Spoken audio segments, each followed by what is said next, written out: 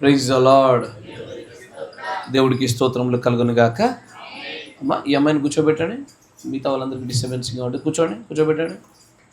అమ్మ నిలబడే పిల్లలు ఎవరైనా సరే కొంచెం వెనక వైపు కూర్చోండి నిలబడుతున్నప్పుడు. ఎందుకంటే మిగతా వారికి మీరు అడ్డంకుగా ఏకాగ్రత పోగొట్టే విధంగా మీరు ఉండబాకండి దయచేసి. మంచిది. కూడి వచ్చే మీ అందరికీ కూడా నా హృదయపూర్వకమైన వందనాలు మరియు శుభములు తెలియజేస్తూ ఉన్నాను. దేవుడు మిమ్మల్ని అందరినీ దీవించును గాక. చాలా సంతోషము. ప్రభు యొక్క మహాకృపను బట్టి మరొకసారి ఆయన సన్నిధులు ఇలాగ సమకూర్చడానికి ఆయన కృపనిచ్చి ఉన్నారు. మందిరం యొక్క నిర్మాణ పనుల్లో కూడా దేవుడు కృపను బట్టి ఎంతో పురోగతి జరుగుతూ ఉంది. అంతేకాకుండా హన్నా సహోదరి గురించి మీరు అందరూ వాట్సాప్ గ్రూప్లో పెడుతున్న అప్డేట్లు మీరు చూస్తూనే ఉన్నారని నమ్ముతా ఉన్నాను. సహోదరి మరణాపాయ పరిస్థితుల నుంచి పరిపూర్ణంగా తప్పించబడింది. ఆమె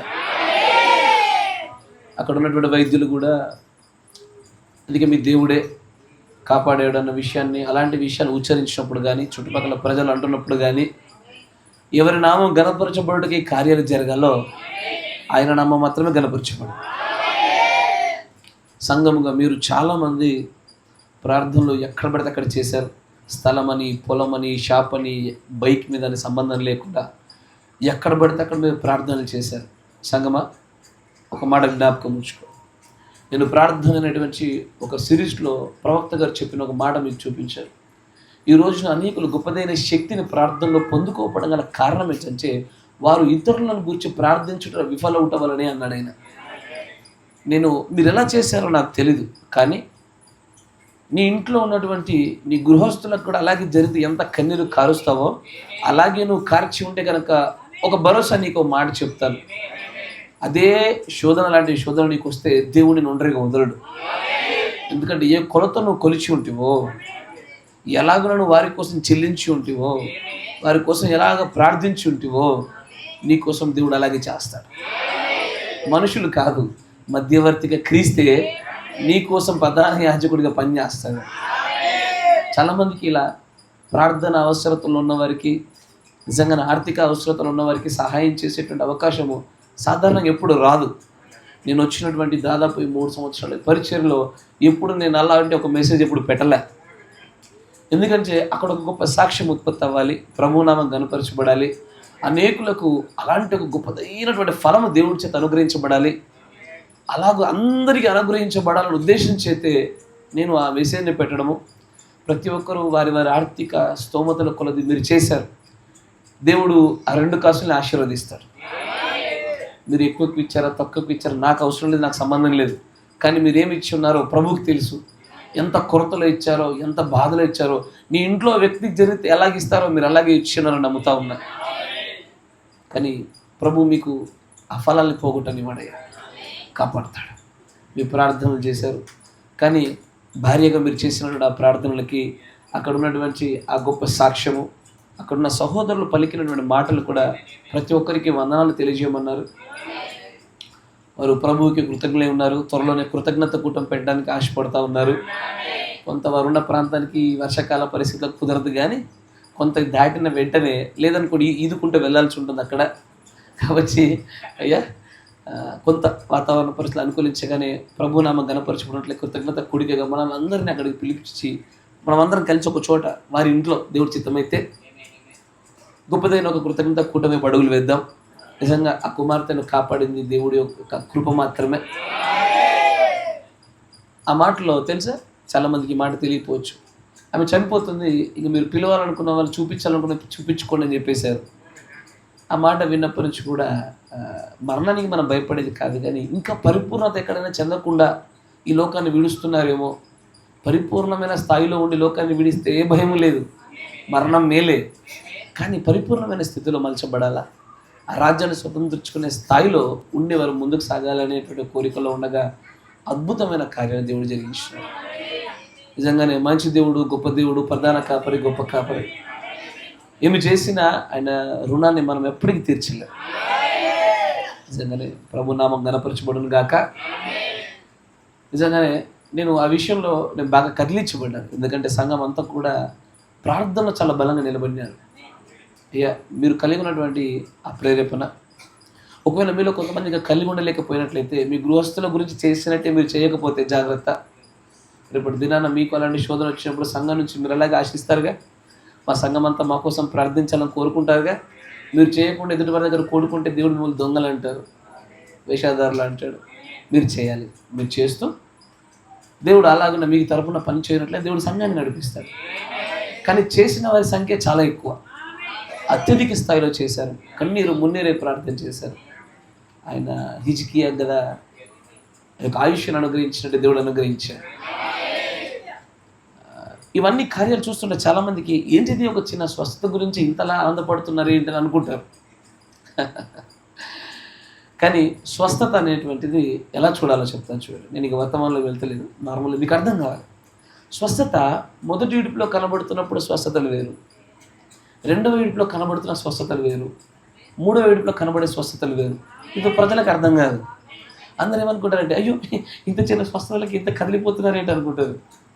మొదటి విడుపు స్వస్థత అది కేవలం ఆకర్షించడానికి, ప్రభునామం ఘనపరచడానికి, చేపలు పట్టుకోవడానికే. కానీ ఒక మాట చెప్పండి నాకు, దేవుడు రెండవ విడుపు పరిచర్య మొదలుపెట్టినప్పుడు మొదటి విడుపు కార్యమైన స్వస్థత ముగించబడిందా, కొనసాగిస్తుందా? Yes or no? కానీ రెండవ విడుపులో స్వస్థత అలాగే జరుగుతుంది అనుకుంటున్నారా? అయ్యో, చాలామంది ఎంటెమేషన్లో అని కూడా తెలియదు మాటలు. వాళ్ళు ఏమంటారంటే ఇంత చిన్న స్వస్థతకి ఇంతలా కదిలిపోతారా అనుకుంటారు. మొదటి విడుపులో ఒక వ్యక్తి నా దగ్గరికి రాగానే షమ్ గారు వచ్చారు, ఒక అనారోగ్యం ఉంది, నేను ప్రార్థించాను, దేవుడు మరణశయ్యపై ఉండే బాలుని కాపాడినాడు, ఒక అద్భుత కార్యము. ఇది మొదటి విడుపు. రెండవ విడుపులో ఎలా ఉంటుందో తెలుసా? రెండవ విడుపులో స్వస్థత అంతరంగములు ఎరుగుతూ చేసే స్వస్థత. నువ్వు పలానా వీధి, పలానా డోరు, పలానా నెంబర్, పలానా సమస్య, పలానా తప్పు చేసావు, ఇదిగో దేవుడు నిన్ను కాపాడాలనుకుంటాడు, చలో బాగుపడు అంటాడు. మూడవ విడుపు స్వస్థత ఎలా ఉంటుందో తెలుసా? మొర్రపెట్టనేలా పలుకుమనేటువంటి రీతిలో ఉంటుంది. ఈ మాత్రం కూడా తెలియకుండా అందరూ స్వస్థత అన్నీ ఒకేటే కదా అనుకుంటారు. స్వస్థతలు సంఘశాఖలు ఉన్నాయి కదా అనుకుంటారు. నాయన స్వస్థతల సంఘశాఖల్లోకి మనకి 100 తేడా ఉంది, 100% తేడా. మనలో కొంతమంది సహోదరులు నాకు చెప్పినారు, నేను ప్రార్థన చేస్తూ ఉంటే నాకు తెలియపరచబడిన విషయం, మేము ప్రార్థనలో ఉండగా నాకు వెనకాల ఏదో ఒక స్వరంతో వినబడతా ఉంది, పలుకుము, నీవే మాట్లాడుము, మొరపెట్టనేలా అనే ఆ స్వరం వినబడుతున్నప్పుడు నేను గ్రహించగలుగుతున్నా. ఇప్పుడు కలుగుతున్న ఈ స్వస్థత మొదటి 2 విడుపుల గుండా జరిగింది కాదు, ఇది పలుకుట వల్ల జరిగిన స్వస్థత. ఏ వధువైతే పలికి ఉన్నదో దాని గుండా జరిగే స్వస్థత. మొదటి విడుపులో పలుకుడు గుండా జరగదు, అది దాని గుండా జరిగేది కాదు. అది స్వస్థత కూడా ఇది విడుపులను మారుతున్న కొలది దాని శక్తి మారుతుంది, దాని ప్రత్యక్షత మారుతుంది. అలాగే రెండవ విడుపు యొక్క కార్యాలు కూడా మూడో విడుపు గుండా జరుగుతున్నప్పుడు కూడా దాని మహిమ శక్తి కార్యాలు వేరు. అంతేగాని అయ్యో స్వస్థతకి ఎందుకు ఇంత ఆరాటపడుతున్నారు కాదయ్యా, జరిగే స్వస్థతలో వ్యత్యాసాలు ఉంటాయి. ఎసారనో? చాలా సంవత్సరాల నుంచి అదే వీల్ చైర్ మీద కూర్చొని ఒక సహోదరు ఉంది, ఎన్నో రోజుల నుంచి ప్రార్థన చేశాడు ప్రవక్త గారు, కానీ ఒక స్వరం వచ్చింది, ఇదిగో నువ్వు వెళ్ళి పలుకుమని. ఎసారనో? సహోదరి పేరు నేను పొరపాటు కాకపోతే అయ్యా ఫ్లోరెన్స్ అనుకుంటా కదా, ఫ్లోరెన్స్తో కూడుకున్న సహోదరి పేరు. అది పలుకుట ద్వారా జరిగిన స్వస్థతల్లో కూడా ఈడుపులను బట్టి జరుగుతూ ఉంటాయి. పలుకుట ద్వారా జరిగే స్వస్థత జరగడం అంటే ఏంటో తెలుసా? మనం మూడో ఈడుపులో మనల్ని ప్రవేశపెట్టి ఉండడం నిరూపణ రుజువు. అది అద్భుతమైనటువంటి కార్యం అది. కాబట్టి నిజంగానే నేను సహోదరి కాపాడబడుటయు, ఆ కాపాడబడిన విధానమును, సంఘములో కలిగినటువంటి ఐకమత్యమును, ఆ ఉత్తేజము వీడన్ని చూసినప్పుడు సంఘమును సంతోషపడాలా. ఎందుకు తెలుసా? నీ భర్త అయినటువంటి నీ క్రీస్తు నిన్ను చక్కగా ఆదరిస్తూ ఉన్నాడు. నేను అనేక రీతుల్లో నేను బలపరుస్తూ ఆయన వైపు ఆకర్షిస్తూ ఆయనలాగా మార్చుకోవడానికి దగ్గరగా చేర్చుకుంటున్నాడు ఆయన. నేను ఇంకా శ్రమలను అడగండి, ఇంకా కష్టాలను అడగండి, ఇంకా బాధలను అడగండి. ఎలాంటివి? నువ్వు తప్పుదమ్ము చేయడం వల్ల వచ్చేవి కావు, నిన్ను పరిపూర్ణం చేసేవి, నీకు వారసత్వాన్ని అనుగ్రహించేవి, నేను ఆయనలాగా మలిచేవి. ఆయన శ్రమల గుండా తన గుణలక్ష్యంలో ఎలాగ సంపూర్తి చేసుకున్నాడో అలాగ మీ గుణలక్ష్యాన్ని సంపూర్తి చేయడం కోసము కావాల్సింది అడగండి. వాటి గుండా అత్యధికమైన కృపను చూస్తూ ఉంటామే. ఎందుకు తెలుసా? నా జాగ్రత్తగా గమనించాడు. పౌలు గారు మాట్లాడిన మాట చెప్తాను మీకు. ధర్మశాస్త్రం లేకపోతే కృప విస్తరించేదా? కృప గురించి తెలిసేదా? అంటే నీతిమంతుని అనుకునే వాళ్ళు లేకపోలే అంటే మెసేజ్లో ఉన్నారు. గాడ్ బ్లెస్ దెమ్, చేసేదేం లేదు.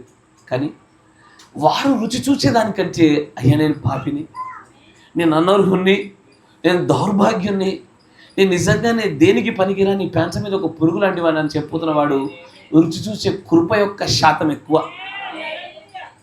నువ్వు దేవుని ప్రేమ రుచి చూసేదానికన్నా పాపిని ఒప్పుకోవడం నేను రుచి చూసేది ఎక్కువ. అంటే ఆయన ప్రేమను రుచి చూచటకే నేను పాపం చేస్తున్నానా? అట్లనా రాదు. ఏంటది?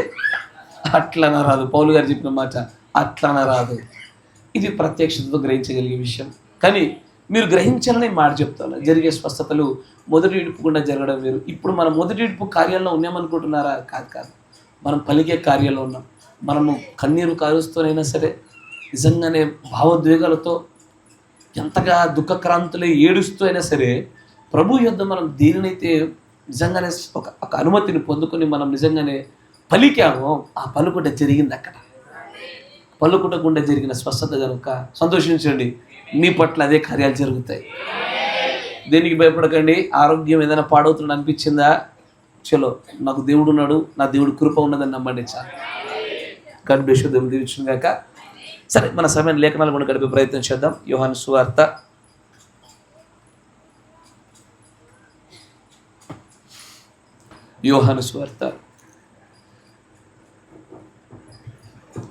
8వ అధ్యాయము 31వ వచనం. కాబట్టి యేసు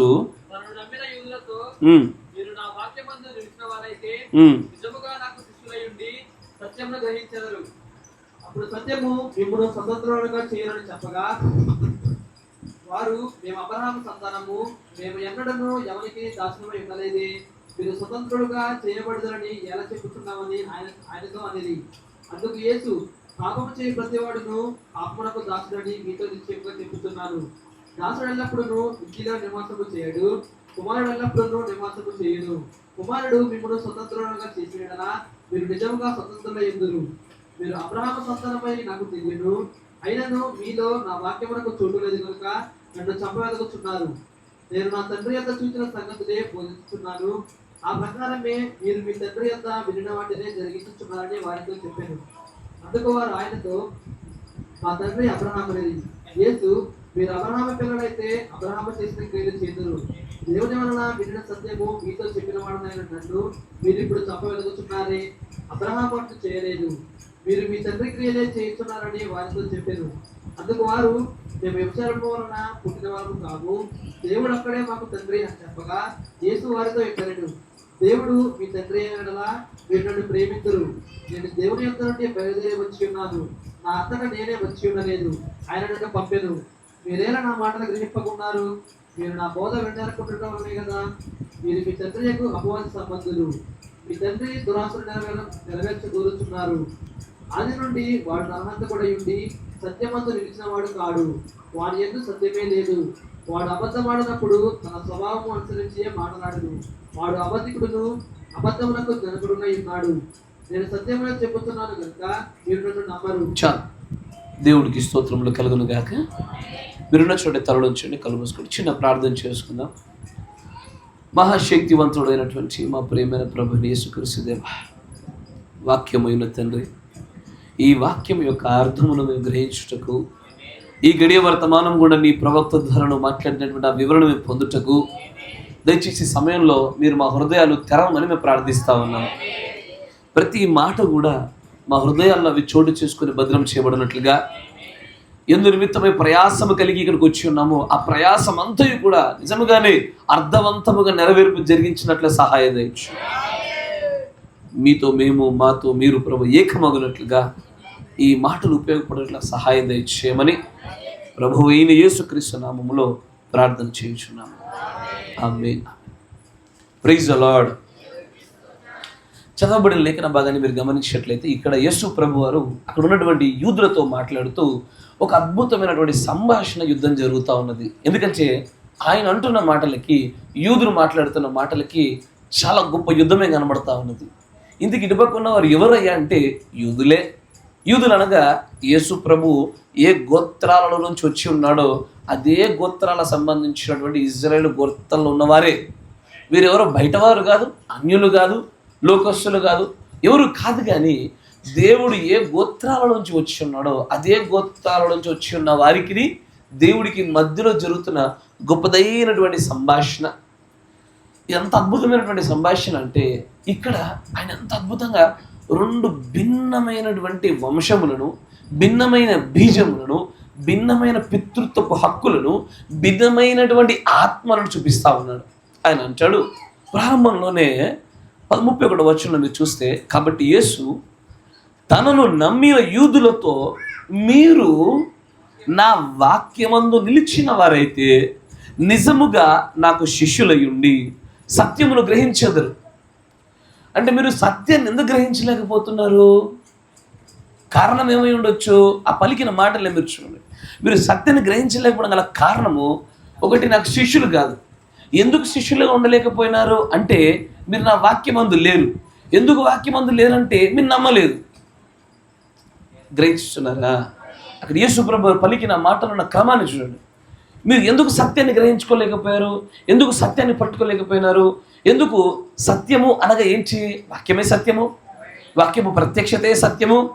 ఆ కాల గడియ వర్తమానమే ఆ కాలంలో ఉన్న ప్రజలకు ఇవ్వబడుతున్నటువంటి ఉన్నతమైన సత్యం. అయితే మీరు ఎందుకు దీన్ని పట్టుకోలేకపోతున్నారు అంటే, ఒకటి, మీరు నా శిష్యులు కాలేకపోవడం. శిష్యులు అవ్వడం అంటే ఏంటో తెలుసా మీకు? శిష్యులు అవ్వడం అంటే అసాధారణమైనటువంటి ఉదాహరణ చెప్తా ఉంటాడు. ఒకడు నన్ను వెంబడించి తన ప్రాణాన్ని సహా ద్వేషించకపోతే నాకు శిష్యుడు కాడు. ఒకడు తన తల్లిని, తన తండ్రిని కూడా వదలడానికి సిద్ధంగా ఉండాలి, లేకపోతే నా శిష్యుడు కాదంటాడు. మీరు ఒకరినొకరు నికటమైన ప్రేమ కలిగి ఉండాలి, లేకపోతే నా శిష్యులు కాదంటాడు. ఆయన ఇదిగో నాకు శిష్యులుగా ఉండాలి అంటే ఈ పలానా గుణలక్షణాలు మీరు ఉండాలని చెప్పుతున్న మార్గాలను బట్టి చూస్తుంటే ఆయనకు శిష్యులు అవడం అంటే సాధారణమైన విషయం కాదు. దాంట్లో ఆయన అంటాడు, సత్యాన్ని మీరు గ్రహించలేకపోయారు. దేనికంటే శిష్యులుగా కాకపోవటం వల్ల. శిష్యులుగా మీరు ఎందుకు కాలేకపోయారు అంటే, వాక్యమును గ్రహించకపోవడం. మంచి చూడండి, దాంట్లో నిలవకపోవడం వల్ల, వాక్యమందు నిలిచి ఉండకపోవటం వలన మీరు శిష్యులు కాలేదు. శిష్యులు కాలేదు కనుక సత్యాన్ని గ్రహించలేదు. ఎందుకు వాక్యమును నిలిచి ఉండలేకపోయినారంటే, నమ్మలేదు కనుక. నమ్మి ఉండుంటే నిలిచి ఉండేవారు, నిలిచి ఉండుంటే శిష్యులయ్యేవారు, శిష్యులై ఉండుంటే మీరు సత్యాన్ని గ్రహించుకునేవారు. ఇక్కడ ఏం జరిగిందంటే, యేసు ప్రభు వారు చెబుతున్న మాటల్ని వీరు అసత్యాలను నమ్ముచున్నారు. యేసు ప్రభు యొక్క ప్రత్యక్షతల్ని ధర్మశాస్త్ర సంబంధమని కావని నమ్ముచున్నారు. వీరు ఏకంగా ఒకరినొకరు అంగీకరించకపోవుట, ఒకరినొకరు విభేదించే స్థాయిలో నిలబడినప్పుడు దీని వెనకాలన్న కారణాలని చెప్తున్నాడు. ఒక నాయనా, మీకు అర్థం కావడంలే, మీరు ఎందుకు నమ్మట్లేదు అనుకుంటున్నారు? శిష్యులు కాదు కాబట్టే. ఎందుకు శిష్యులు కాలేకపోయినారంటే, శిష్యులు కాలేకపోవడానికి, వాక్యం నిలబడలేకపోవడానికి, నమ్మకపోవడానికి, వీటన్నిటికీ కారణాలు ఎదుగుతూ మీకు మాట చెప్పునా, అబ్రహాం పిల్లలైతే మీరు నమ్మట ఎప్పుడో నమ్మేవారు. ఎందుకంటే అబ్రహాం నమ్మాడు. కానీ శరీర రీత్యా చూస్తే మీరు అబ్రహాం పిల్లలే. కానీ ఎక్కడో ఆలోచన, శరీరంలో అబ్రహాం పిల్లలా? మరి దేంట్లో పిల్లలు కాదు? బీజంలో పిల్లలు కాదు. బీజమే, జాగ్రత్తగా గమనించండి, బీజం అంటే ప్రాణం, entire the center point. The nature of the soul is the spirit, లేదా nature of the spirit is the soul. అంటే బీజం యొక్క లక్షణమే ఆ ఆత్మ యొక్క సంపూర్ణత. బీజానికి ఆత్మకు ఖచ్చితమైన బంధాన్ని కలిగించాడు. ఆయన కలిగి ఉంచాడు. మీ బీజంలోనే ఎక్కడో తేడా కనబడుతుందని అంటూ అబ్రహామును ఉదాహరణ తీసుకొని, మీరు ఎందుకు నమ్మట్లేదు? వాక్యం అంటే ఏంటో మీకు తెలిసి మీరు ఎందుకు నిలబడలేకపోతున్నారు? వాక్య ప్రకారం ఇలాగ నడవాలని తెలుసు, ఎందుకు చేయలేకపోతున్నారు? మీ బీజంలో తేడా ఉందని చూడండి. ఆయన ఇట్లా మాట్లాడుతూ చివరికి అబ్రహాము గారి దగ్గరికి వెనక్కి తీసుకెళ్ళి, ఇక్కడే వారి యొక్క పితృత్వపు యొక్క హక్కుల గురించి ఫైట్ చేస్తూ ఉంటే వీళ్ళు ఒప్పుకోవట్లే. ఎంత నిరూపించాలని చూసినా వీరు నమ్మట్లే. దానితో ఈయన ఏం చేశాడంటే, ఏకంగా అబ్రహాం దగ్గర నుంచి ఆదికి వెళ్ళిపోయాడు. ఎక్కడికి? సాతాను గారి దగ్గర, కయ్యన్ దగ్గరికి వెళ్ళిపోయినాడు. అబ్రహాం దగ్గర మీరు కాంప్రమైజ్ లేరు. మీరు మాట్లాడితే అబ్రహాం మా తండ్రి, మాట్లాడితే అబ్రహాం మా తండ్రి అంటున్నారుగా. సరే, మంచిది. ఇక్కడ నుంచి ఒకసారి ఆదిలోకి తీసుకెళ్ళి మిమ్మల్ని చూపిస్తా. మీ లక్షణాలను చూడండి, మీ స్వభావాలు చూడండి, మీ మనస్సును చూడండి, మీ ఆలోచన క్రమాలు చూడండి. ఆ ఆదిలో ఉన్నవాడు ఎవడు? ఆ ఆదిలో ఆదామవ్వలతో పాటు సర్పము, సాతాను, మరి దాని గుండా వచ్చే కయ్యను ఉన్నాడు. కయ్యను చూడండి, మీరు మీ తండ్రి యొక్క అపవాది సంబంధులు అన్నాడు. ఎట్లా అపవాది సంబంధం అంటున్నాడు? దేన్ని బట్టి అంటే అక్కడ చూస్తే ఆయన అంటాడు, దురాశలను బట్టి వాడు నరహంతుడికై ఉన్నటువంటి అదే రీతిగానే ఇప్పుడు మీరు నన్ను చంపవెతుకుతున్నారు. యేసును నన్ను మీరు చంపాలని చూస్తున్నారు, హత్య చేయాలని చూస్తున్నారు. హత్య చేయాలని చూసేవాడు ఎవడైనా సరే కయ్యేని యొక్క లక్షణాలు కలిగిన వాడే. ఇస్తారనో ఈ రోజున మనం సంఘశాఖలో ఉండే దుర్బోధన బట్టి వారిని చంపాలని చూడడం, మనము వారిని సరిచేయాలని చూస్తాం. ఈరోజు అట్లా లేదు, ఇంటర్మేషన్ అట్లా కనబడదు. ఈరోజు మొత్తం హత్యలే, మొత్తం మార్చే ప్రయత్నాలు ఉండవు, మొత్తం హత్య ప్రయత్నాలు ఉంటాయి. ఇప్పుడు 7 సంఘ కాలాలలో ఉండేటువంటి దూతల్ని ఎలా గుర్తుపట్టగలిగాడు ప్రవక్త? వాళ్ళు చేసే గుణలక్షణాలు, వారికి ఇవ్వబడిన పనులు నెరవేర్పు జరిగించడాన్ని బట్టి, ఎవరిలో జరిగావో దాన్ని బట్టి వీళ్ళకి అతికిచ్చాడు ఆయన. అట్లాగే కయ్యను సంతతి ఎవరు? ప్రత్యక్షత లేని ప్రజలు ఎవరు? వాక్యము నమ్మని ప్రజలు ఎవరు? శిష్యులుగా ఉండని వారెవరు? వాక్యమందు నిలబడిన వారెవరు అంటూ చూపిస్తూ ఆయన అక్కడ అంచాడు, వాడిని చూడండి నరహంతకుడు, ఎప్పుడు చంపాలన్న కోరిక కలిగిన వాడే. వాడిని చూడండి, వాడు సత్యమందు నమ్మకం లేదు వాడికి. వాడిని చూడండి, వాడు అంచాడు, వాడు సత్యమందు నిలిచినవాడు కాదు, వాడి అందు సత్యమే లేదు, వాడు అబద్ధం ఆడున్నప్పుడు అంటే అబద్ధాలు ఆడతాడా? ఆడతాడు. తర్వాత తన స్వభావము అనుసరించి మాటలాడును, వాడు అబద్ధీకుడు, అబద్ధమునకు జనకుడై ఉన్నాడు వచ్చాడు. అయితే దాన్ని ఇంగ్లీష్లో మీరు ఒకసారి చూస్తే, వెన్ హీ స్పీకెత్ ఎ లై హీ స్పీకెత్ ఆఫ్ హిస్ ఓన్. అంటే వాడు ఎన్నడైతే అబద్ధం ఆడతాడో తన సొంత ఉద్దేశాన్ని బట్టి, తన సొంత ఆలోచన మనస్సును బట్టి వాడు మాట్లాడతాడు. నా మాట వింటున్నారా? అంటే దేవుడు ఇక్కడ ఏం చూపించాలని ప్రయత్నం చేస్తానంటే, మీరు భౌతికమైన క్రమంగా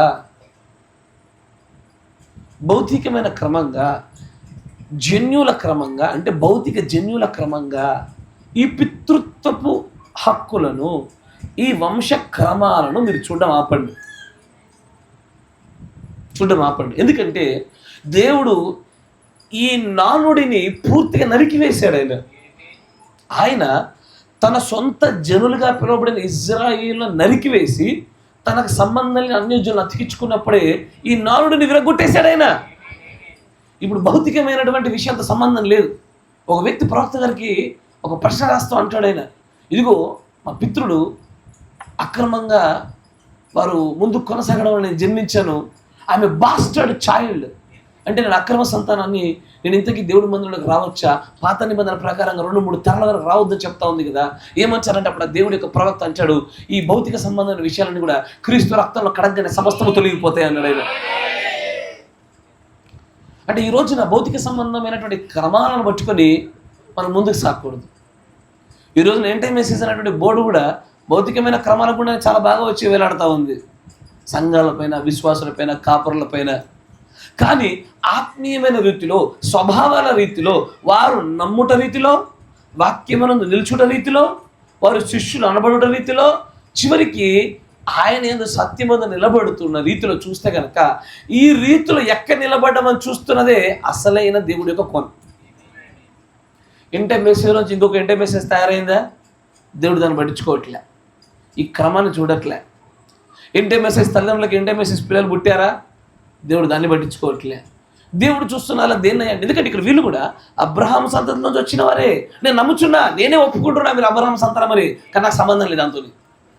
అంటే భౌతికమైన జన్మ కంటే ప్రాముఖ్యత దేనికి ఇస్తున్నాడంటే ఆయన, నువ్వు ఎట్లగన్నుడు, నువ్వు సంఘశాఖలోంచిరా, నువ్వు అన్యత్వం నుంచిరా, ఎంటెం మెసేజ్ నుంచిరా, నాకు సంబంధం లే. నేను చూసేది దేన్ని అంటే ఆ 31వ వచనం జాగ్రత్త ఇళ్ళవేళ ఆయన అంటాడు, నా నమ్ముట ఒకటి, 2 వాక్యమందు నిలిచుట ఒకటి, తర్వాత శిష్యులగుట, తర్వాత సత్యమును గ్రహించుట. ఇది ఎవడిలోనైతే జరుగుతుందో వాడు ఆయన క్రమం గుండా తన పారంపర్యాచారాన్ని అంటే తన పరంపరను కొనసాగించేవాడు. భౌతికమైన నువ్వు ఎట్లన్నారా నాకు అనవసరం. ఒకడు వచ్చేప్పుడు నాకు వెలుగు కనబడింది, నన్ను పిలిచాడు, నువ్వు అనుకో, ఐ డోంట్ కేర్. నాకు దేవుడు కరుణ పిలిచాడు అందుకే వచ్చాను, ఐ డోంట్ కేర్. నాకు కేవలం వాక్యం చదువుతుంటే నాకు ఇది సర్వసత్యం అనిపించింది, నమ్మాను, ఓకే మంచిదే. నాకు ఒక రోడ్డు మీద వెళ్తున్న వ్యక్తి సువార్త చెప్తుంటే నమ్మాను, మంచిదే, ఇవన్నీ మంచివే. కానీ వీటి వలన ఆధారం చేసుకొని ఇదిగో నేను అట్లా వచ్చాను, ఇట్లా వచ్చాను, ఇదిగో నన్ను ప్రతిష్ఠించిన ఆయన, నాకు వచ్చేవాడు ఈయన, మా దగ్గర మధ్య మధ్య ఈయన వచ్చి వాక్యం చెప్తాడు, ఇవన్నీ నాకు అవసరం లేదు. దేవుడు కూడా అవసరం లేదు. దేవుడు కావాల్సింది ఎలాంటి, నమ్మావా, వాక్యం అందు నిలబడ్డావా, నువ్వు శిష్యుడిగా మలచబడ్డావా, సత్యమును గ్రహించగలిగావా, వీటిని మాత్రమే దేవుడు చూస్తాడు. ఈ 4 జరుగుతున్నాయా? ఈ 4 జరుగుతున్నప్పుడు ఆ మనుష్యులో ఉండేటువంటి ఆలోచన స్థాయికి, ఈ 4 లేకుండా మరో క్రమం గుండా వస్తున్నటువంటి మనుషుని యొక్క ఆలోచన స్థాయికి విపరీతమైన వ్యత్యాసం ఉన్నది. దానినే దేవుడు చూపించిన ప్రయత్నిస్తూ, నాయన అబ్రహాం మావోడు అనుకుంటున్నావు, కానీ అబ్రహాము అంగీకరించాడు, మీరు అంగీకరించలే. ఆయన ఆలోచన వేరు, మీ ఆలోచన వేరు. ఆయన మనస్సు వేరు, మీ మనస్సు వేరు. మీకు తెలీదు, మీరు అబ్రహాం అంటారు, కానీ యాక్చువల్ మీరు పిలవాల్సింది కయ్యని పిలవాలరా అని కయ్యని గురించి చూపించాడు ఆయన. మీరు పిలవాల్సింది వాడిని. ఎందుకంటే మీరు నమ్మిన దాంట్లో, మీరు సత్యాన్ని గ్రహించిన దాంట్లో, మీరు శిష్యులుగా ఉండున్న దాంట్లో, మీరు వాక్యం నిలబడిన దాంట్లో చూస్తే కనుక బహు వ్యత్యాసం కనబడుతోంది నాకు. కానీ మీరు వేరువేరుగా ఉండాలని చెప్తా ఉన్నాడు.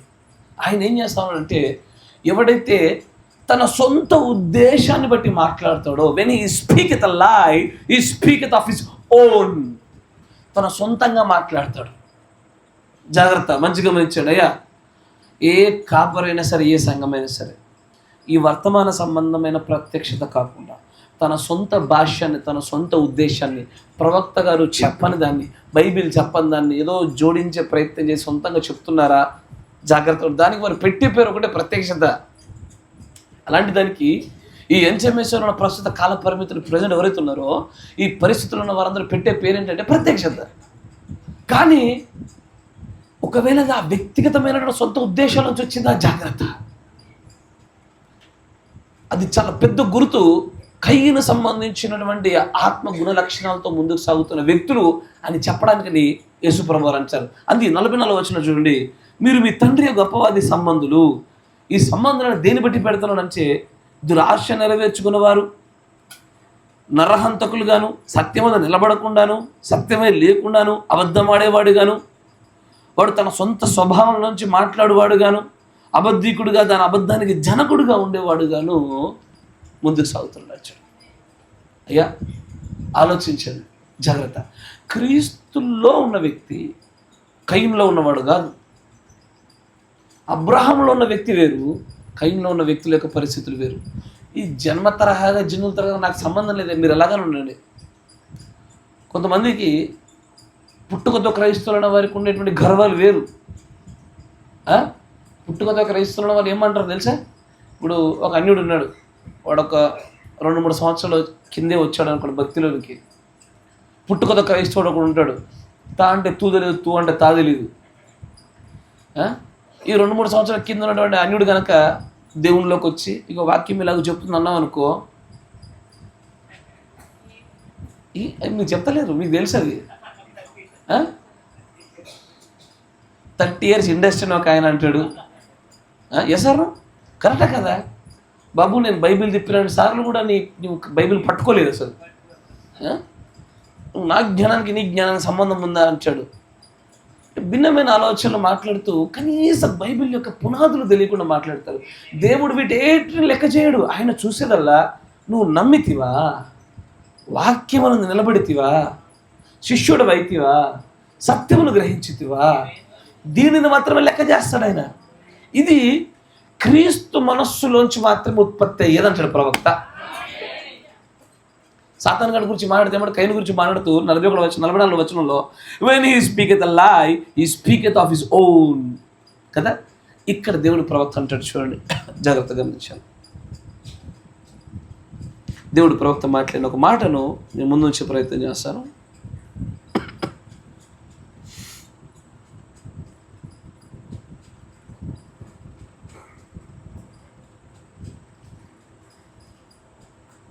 (55-0806)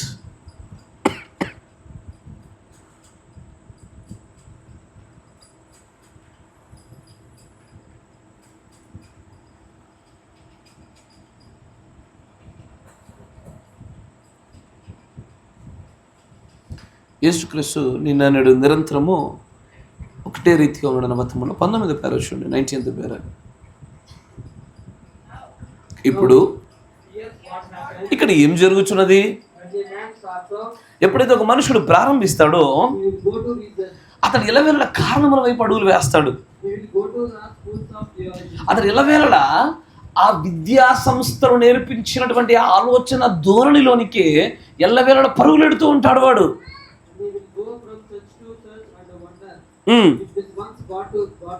వాడు సంఘంలోంచి సంఘానికి వెళ్ళి ఇక్కడ సత్యం ఉందా, ఇక్కడ సత్యం ఉందా అని కనుగొనే ప్రయత్నం చేస్తూ వెళ్తూనే ఉంటాడు. ఒకవేళ వారు ఆ సత్యాన్ని గట్టిగా పట్టుకున్నట్లయితే, రే మిస్టేక్ చేస్తున్నావు నువ్వు, అదే చెప్తా ఉన్నాను. నేను చదువుతున్నప్పుడు నాతో పాటు సమానంగా చదవగలిగాను, మధ్యలో సెంటెన్స్ ఎగర కొడుతూ ఉన్నాను. నన్ను చూడు, మంచిగా చూడు.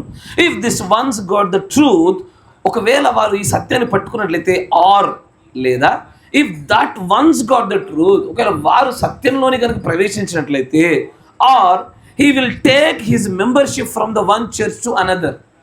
వారు సత్యాన్ని కనుగొంటూ వెళ్ళినాక ఏం చేస్తారంటే తమ సభ్యత్వాన్ని ఒక సంఘం నుంచి మరో సంఘంలో మారుస్తూ వెళ్తుంటారు. You should never do that. You should put your membership in heaven on the books of life.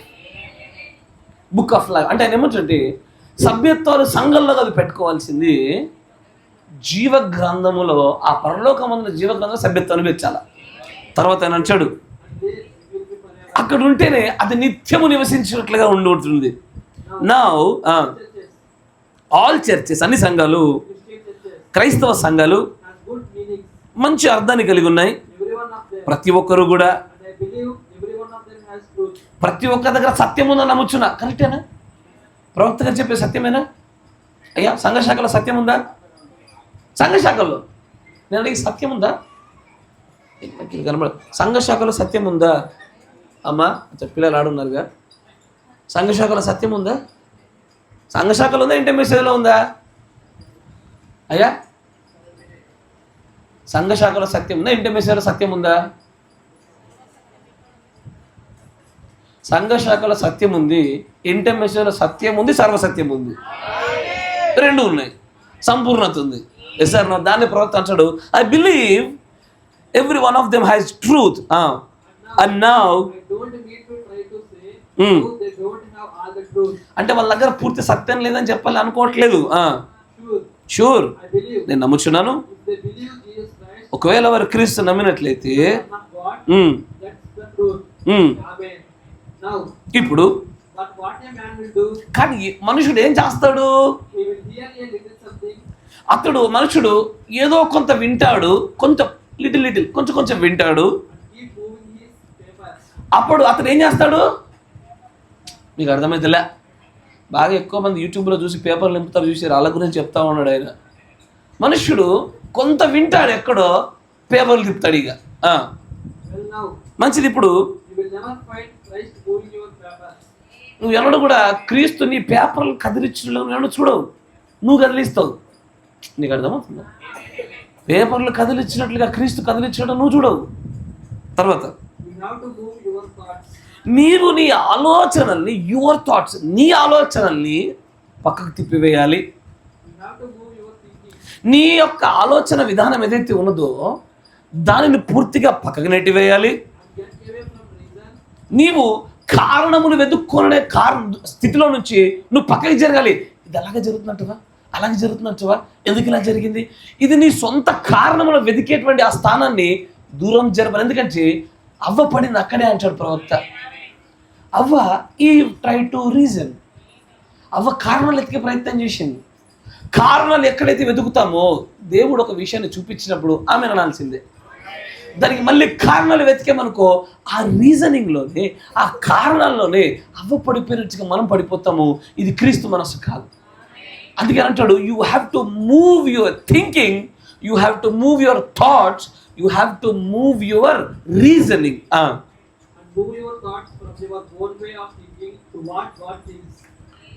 దేవుడి యొక్క ఆలోచనలకై నువ్వు నడవాలి అని నీ సొంత ఆలోచనల్ని, ఉద్దేశములను కారణాలను వెతికే విధానాన్ని నెమ్మదిగా పక్కన పెట్టాలి. ఎందుకు పక్కన పెట్టాలంటే ఈ యొక్క సొంతంగా ఆలోచించే విధానం ఎక్కడొచ్చింది అంటే ప్రజ్వలించుచున్న వెలుగులోంచి లోగోస్ బయటకు వచ్చి సమస్య సృష్టిని చేసి దూతల్ని చేసినప్పుడు అక్కడ ఉన్నటువంటి కోటాను కోట్ల దూతలందరూ కూడా దేవుడి యొక్క మనస్సుతో ఏకమైపోయి దేవుడిలాగా నడుచుచుండగా ఒక్కడు మొదలుపెట్టాడు సొంత ఆలోచన.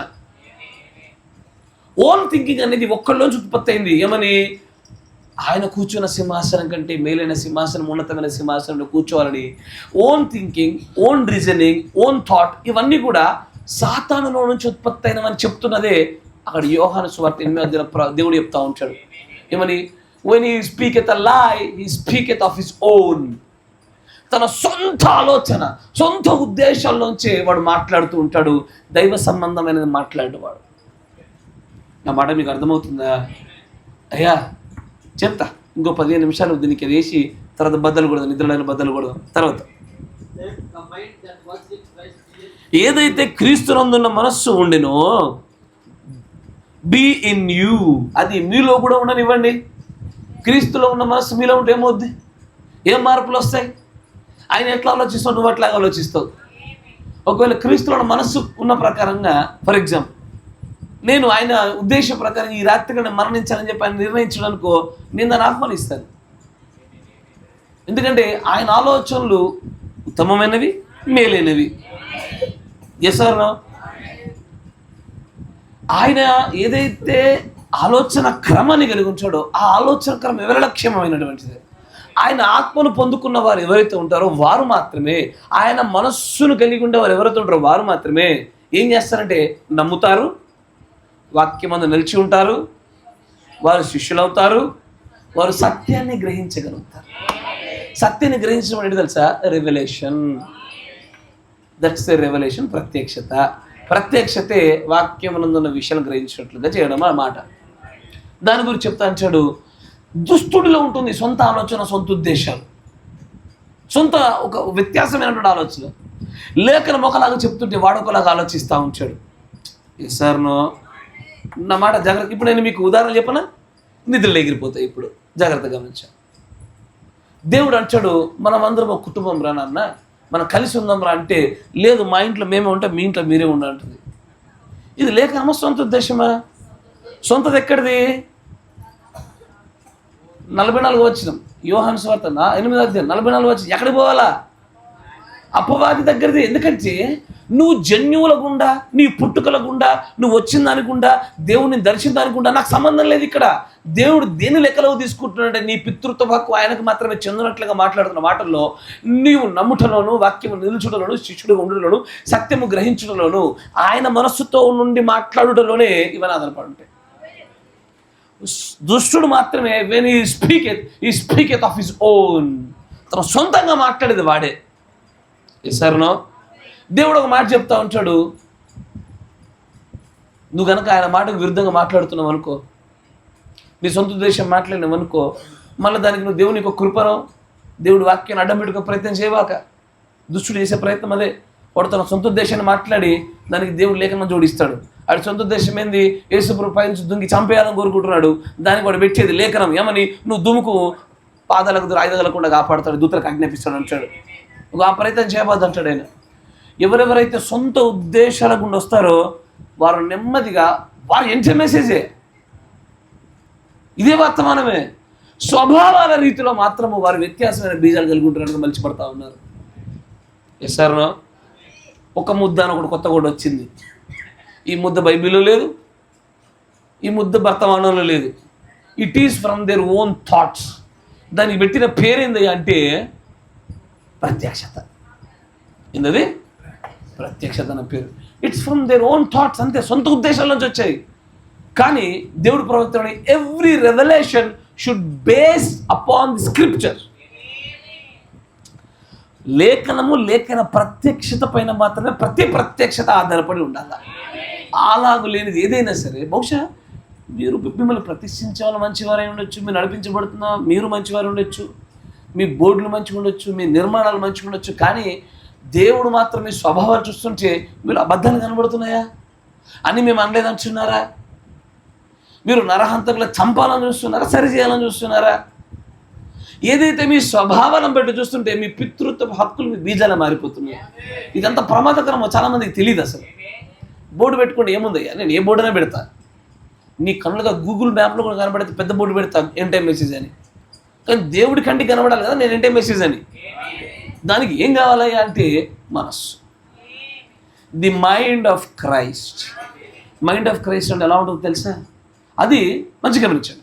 ఇప్పుడు నేను వచ్చా, నా తర్వాత మరొక వ్యక్తి వచ్చాడు కాపరిగా. ఆ వ్యక్తి వర్తమాన వాక్యాల్లో నుంచే ఒక సత్యాన్ని బయటకు తీసుకొచ్చి ప్రత్యక్షత చూపించి నాకు చూపించాడు. ఇప్పుడు ఏం చేయాలి? నీకు బయలుపరచబడింది తప్పు అని అంచనా. కానీ క్రీస్తు మనస్సు కలిగిన ఒక ఇద్దరు వ్యక్తులను చూపిస్తా బైబిల్లో మీకు. అది ఎలా ఉంటుందంటే ఎంత బాధాకరంగా ఉన్నా ఎంత నొప్పిగా ఉన్నా సరే అంగీకరిస్తారు. ఎందుకంటే that's a mind of Christ. దేవుడు మనస్సు, దేవుని యందు భయభక్తులు కలిగిన వ్యక్తులు కలిగి ఉండే ఆలోచన క్రమాలు అలాగే ఏకీభవించబడతా ఉంటాయి. మంచిగా గమనించండి. న్యాయాధిపతుల గ్రంథము. నేను ఇంకా మెయిన్ మెసేజ్ ఒక కోర్ పాయింట్కి వెళ్ళలేదు, జాగ్రత్త. న్యాయాధిపతుల గ్రంథము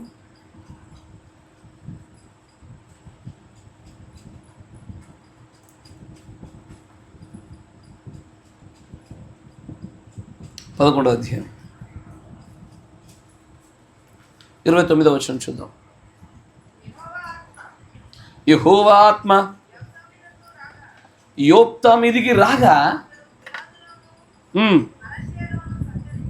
మంచిగా గమనించండి. ఇక్కడ మనందరికీ తెలిసే విషయమే. యోప్తా దేవుడి భయభక్తులు కలిగిన వాడే. ఆయన కుమార్తె మరింతగా భయభక్తులు కలిగిందే. ఎసారనో ఇరువురు భయభక్తులు కలిగిన వారే.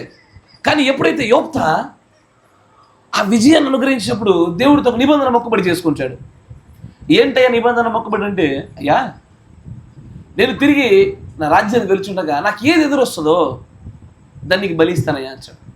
ఎసారా అని అనగానే ఆ నెమ్మదిగా ముందుకెళ్తున్నప్పుడు రాగానే ఎంతో ప్రియంగా ప్రేమగా పెంచుకున్నటువంటి తన యొక్క కుమార్తె ఎదురు రావడం జరుగుతూ ఉంటుంది. నాకు ఆ కుమార్తెకు ఆయనకు మధ్య సంభాషణ కావాలి. ఆ సంభాషణ కావాలి. ఈ రోజున కుమారులు ఎట్లయినా ఆయన అంటే ఒక సంబంధం చూసినామరా అంటే, హోయ్ నువ్వు చూసి నాకెందుకని చెప్పి పక్కకు తప్పించుకునే తరాలు వచ్చాయి. ఎసారనో కానీ ఇక్కడ దాని మధ్యలో సంభాషణ చూడండి. క్షేమంగా తిరిగి వచ్చినప్పుడు నన్ను ఎదుర్కొనడానికి నా ఇంటి ద్వారము నుండి బయలుదేరి వచ్చినదేదో అది యెహోవాకు ప్రతిష్ఠిత మగును, మరియు దహన బలిగా దాన్ని అర్పించదనెను.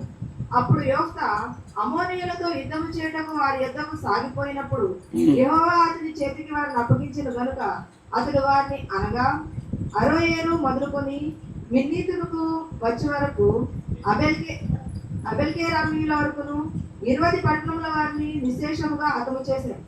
అట్లా అమ్మోనీయులు ఇశ్రాయేలీయుల ఎదుట నిలవకుండా అణచివేయబడింది.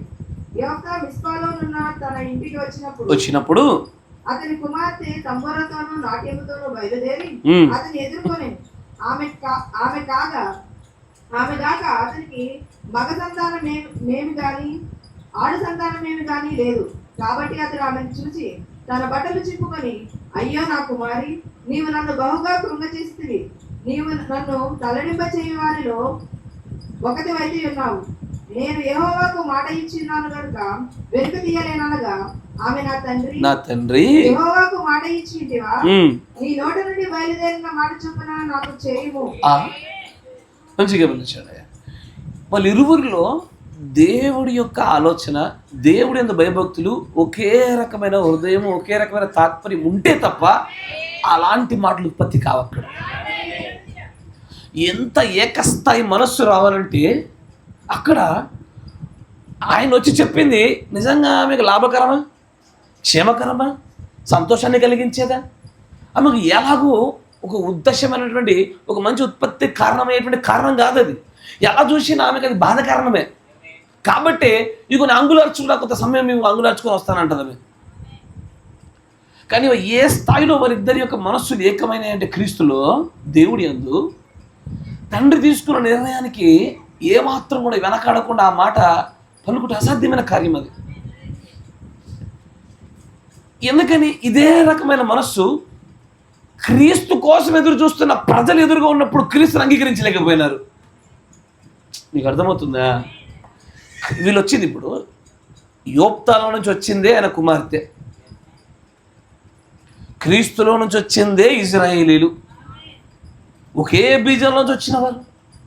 కానీ భౌతికంగా బీజము సరి అయినదైనప్పటికీ వారి మనస్సుల్లో వ్యత్యాసాలు ఉండడం వల్ల అక్కడ ఉత్పత్తి అయిన ఏక మనస్సు ఇక్కడ ఉత్పత్తి కాల. దీనితో అనేకంగా వీరు పితృత్వపు హక్కును మార్చేసి వీరి బీజాన్ని తప్పుడు బీజంగా ఏం చేశాడు ఆయన? దేన్ని బట్టి? అంగీకరించకపోవడాన్ని బట్టే. అక్కడ ఏవైతే 4 విషయాలు మీకు చెప్పినానో, నమ్మడము, వాక్యమునందు నిలిచి ఉండడము, శిష్యులుగా పిలువబడము, 4వది సత్యాన్ని గ్రహించడం. ఈ 4 ఏం చేయాలి అంటే నిన్ను లేఖనములలో ఉన్న ప్రతి మాటతో, వర్తమానంలో ఉన్న ప్రతి మాటతో, దైవ సంబంధమైన ప్రతి ప్రత్యక్షతతో, ఈ కాల గడియ వర్తమానం యొక్క ప్రతి మాటతో నిన్ను అంగీకరింపునట్లుగా చేయగలగలది.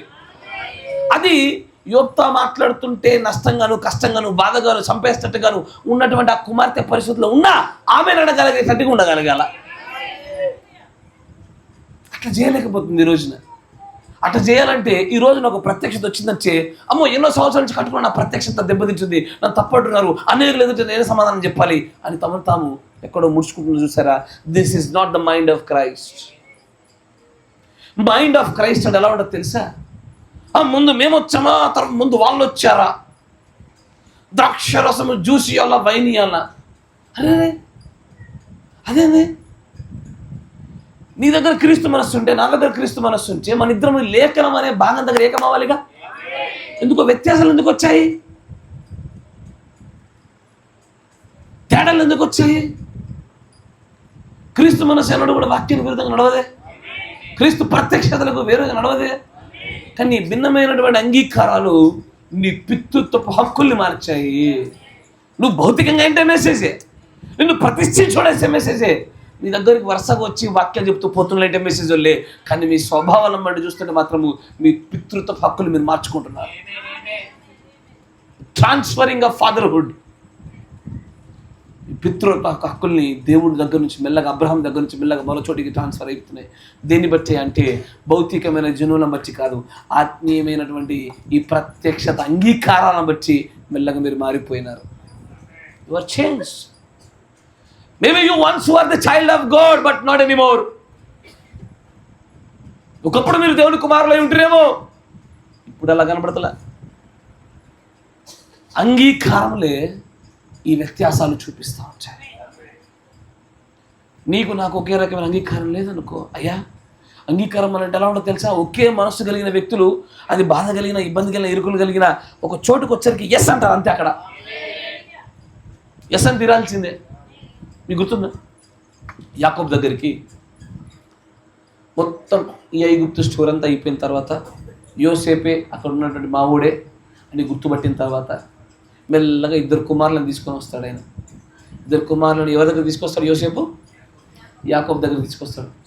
తీసుకొచ్చినది ఏమంటాడో తెలుసా? జాగ్రత్తగా చూడండి, బాగుంటుంది. ఆదికాండం 49వ అధ్యాయంలో ఉంటుంది.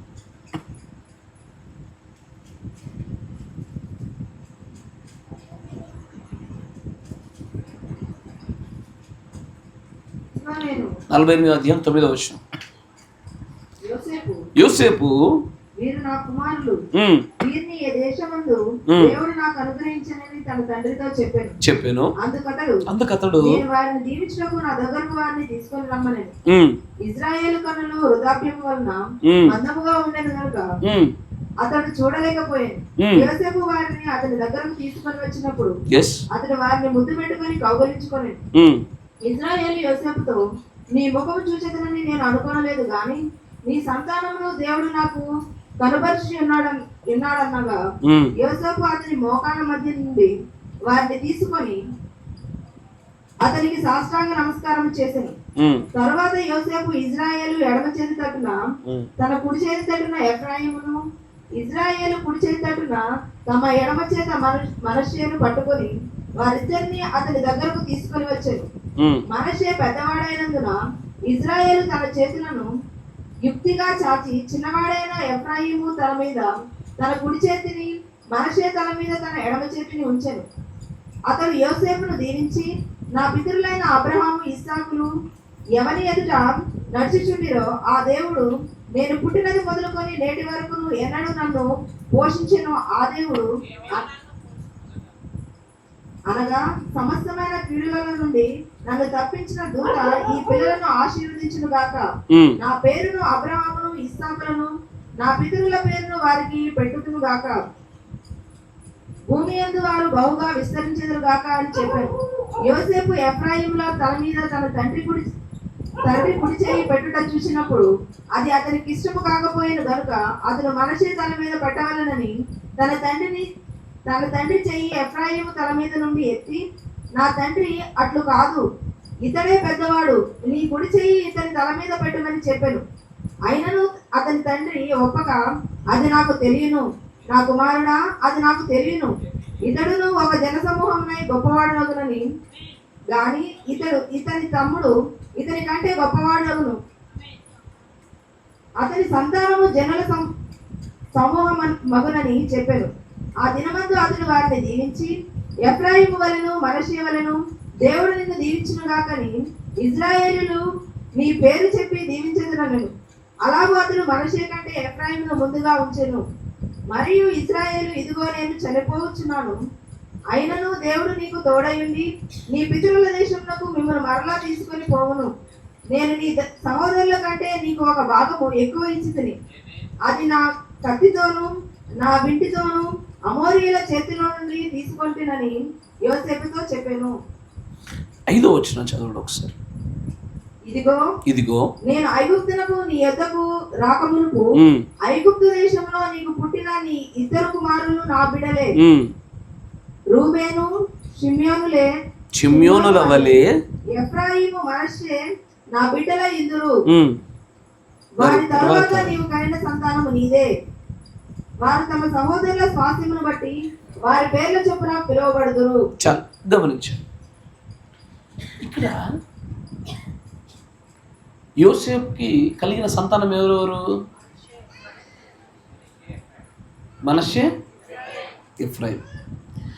4వ వచనంలో మీరు చూస్తే ఆయన అంటాడు, ఇదిగో నీకు సంతానాభివృద్ధి పొందించి నిన్ను విస్తరింపజేసి నీవు జనముల సమూహంలో నగునట్లు చేసి నీ తర్వాత నీ సంతానములకు ఈ దేశముకు నిత్య స్వాస్థ్యముగా ఇచ్చినని సెలవిచ్చిన, ఇదిగో నేను ఐగుప్తునకు నీ యొద్దకు రాకమునుపు ఐగుప్తు దేశంలో నీకు పుట్టిన ఈ ఇద్దరు కుమారులు నా బిడ్డలే. మంచిగా వచ్చాడు. ఆలోచన అయ్యా, తాతలైన వాళ్ళకు నేను చెప్పే మాట అర్థమవుతుంది. తాతలు, అమ్మమ్మలు, నానమ్మలు అయిన వాళ్ళకు నా మాట అర్థమవుతుంది. ఒకసారి నీ కొడుకు దగ్గరికి, నీ బిడ్డ దగ్గరికి వెళ్ళి ఇదే మాట చెప్పు. ఒకసారి నీకు అర్థమైనా? నీ కొడుకు దగ్గరికి వెళ్ళి వీళ్ళ పేరు ఏమని రాయిస్తావంటే, సన్ ఆఫ్, నీ పేరు కొట్టేసి నా పేరు రాపి బిడ్డ అను. నీకు అర్థమైందా? అర్థం కాలేగా? అరే షమ్ము, మీ అమ్మమ్మ పేరు ఏం పేరు రా, మీ నాన్నమ్మ పేరు ఏం పేరు రా? ఏసమ్మ. ఏసమ్మ గారు ఇప్పుడు చూడండి వచ్చి అంటది, అమ్మ కృపమ్మ నువ్వు పక్కకి చేరు, వీళ్ళు నీ పిల్లలు కాదు, వీళ్ళు నా పిల్లలు, ఆధార్ కార్డు నా పేరు ఎక్కిచ్చేసి అని చెప్పేసి నేను సిద్దిపేట తీసుకెళ్తానని చెప్పి అంటది. ఏమంటారయ్యా? అక్కడ ఎంటెంఎస్సీ చర్చికి తీసుకెళ్తా అంటది. ఒప్పుకోరా? సీరియస్గా 1% కూడా ఒప్పుకోరా? అంటే ఇక్కడ జరిగిన కార్యం మీద చాలామందికి అర్థం కావట్లేదు. దానికి ఆయన మాట్లాడిన మాటలకి యోసేపు ఏమైనా తిరిగి ఏం సమాధానం చెప్పాడు? నో డాడీ నో అన్నాడా? లేదు, మళ్ళీ మాకు స్కూల్లో అది ఏదో స్కాలర్షిప్లకు ఇబ్బంది అవుతుందని చెప్పిండా? అరే మీకు అర్థమవుతుందా? ఒక గ్రాండ్ పేరెంట్, ఒక తాత వచ్చి తన మన్మన్లను పట్టుకొని, నీ స్వాస్థ్యంగా వీళ్ళు ఉండరు, నీ పితృత్వ హక్కు లేదు, వీళ్ళని పక్కకి చెప్పి నువ్వు జరుగు, వీళ్ళకి నేరుగా వీరు నేను స్వాస్థ్యంగా ఉంచాను, వీరు నా స్వాస్థ్యము, వీరు నా హక్కు కూడా నా పిల్లలు అంటా ఉన్నాడు. అంటే కొట్టేస్తున్నాడు అతన్ని, మధ్యలోంచి పక్కకి జరిపేస్తున్నాడు అతన్ని. ఇట్లా జరుపుడని బట్టే మీకు మళ్ళీ ప్రకటన గ్రంథంలో ఉండే గోత్ర లెక్కలో వ్యత్యాసం కనబడుతూ ఉంటుంది. సంఖ్యాకాండంలో, నిర్గమకాండంలో గోత్రం లెక్క మీకు ప్రకటన గ్రంథంలో కొత్తదైన లెక్క కనబడుతూ ఉంటుంది. సరే, దాని తర్వాత చూద్దాం. కానీ ఎంతటి అనుకోయ అంటే ఎంతటి ఒకే రకమైనటువంటి దైవ సంబంధం మనస్సు నడుస్తుందంటే, అక్కడ తండ్రి అయినటువంటి యాకోబుకు ఏ మనస్సు ఉండేనో యోసేపుకి అదే మనస్సు ఉండేది. ఇది నీ పిల్లలు కాదురా, నా పిల్లలు అంటే ఓకే ఆమెన్, అంతేనా? అంత సింపుల్గా. అయ్యో మీరు అనుకునే ఆస్తిపాస్తుల గురించి కాదు బాధ. పేరు పేరు పెట్టి పిలుచుటలో, తమ తండ్రి నామాన్ని వారు ఉచ్చరించుటలో, ఇదిగో మేము ఫలానా వారి వ్యక్తులమని చెప్పుటకు బైబిల్లో వారి పితృత్వ హక్కులు చాలా ప్రాధాన్యంగా రాయబడతా ఉంటాయి. అదేందో మనం అనుకునేంత సింపుల్గా ఇప్పుడు ఈ రోజుల్లో దత్తత తీసుకొని రాసుకునేంత ఈజీ కాదు. అప్పుడు దానికి ఎంతో ప్రాధాన్యత, దానికి వెనుక ఆత్మ సంబంధమైన ఒక ప్రత్యక్షత వెనకాల ఛాయలో దాచిపెట్టబడతా ఉంటుంది. ఆయన అంటాడు, నీ పిల్లలు కాదురా, నా పిల్లలు నాకు ఇచ్చేసి అంటుంటే ఎటనిపిస్తుంది? అమ్మ మీ తాత వచ్చి తండ్రిగా నిన్ను, కూతురిగా నిన్ను కొట్టవతల పడేసి వీళ్ళు నా పిల్లలని తీసుకుంటే నీకు ఎట్లా అనిపిస్తుందిరా తల్లి? అమ్మ అయ్యా ఏమంటారు మీరు చెప్పండి? ఎస్ అనే వాళ్ళ చేతులు లేపండి అయ్యా. ఒకసారి ఫోటో తీసుకుని విషయం, ఫోటో దిగా. అరే ఎవరు ఎస్ అనరా? సరే వారు ఎంటెంఎస్లోనే పెంచుతామని మాట ఇచ్చారు, లేపుతారా? ఎంటెంఎస్లో పెంచుతామని మాట ఇచ్చారు, చేస్తారా? తమ పిల్లలు తమ దగ్గర లేకపోవడము దౌర్భాగ్యమైన శాపం బైబిల్లో, తెలుసా మీకు? ఎందుకంటే మీ పిల్లలు మీ లోగిటి ఎలా ఉండాలా? ఫలించేది. నా పిల్లోడు ఎవడో దగ్గర పెరగడం ఏంది? నేను పెంచాలి కాదు, నా బాధ్యతగా. రేపు పొద్దున్న లెక్కవని అడుగుతాడు, మా డాడీని అడుగుతాడా, మా అమ్మని అడుగుతారా? అరే ఇప్పుడు ఉదాహరణకి మంచిగా గమనించండి, అవ్వని గురించి లెక్క ఎవరిని అడగాల? ఆయన ఆదాముని అడగాలి, ఆదాముని అడిగాడు. ఎసారునో ఏలి కుమారులను గురించి లెక్క ఎవరిని అడిగారు? ఏలిని అడగాలి. సమూయేలు పిల్లల గురించి ఎవరిని లెక్క అడగాలి? సమూయేలు అడిగి తాతల అమ్మమ్మలు ఏం చేస్తారు?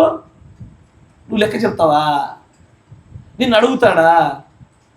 అంటే మనం వాక్యాలు మార్చేసుకుందామా? లెక్క ఎవరిది?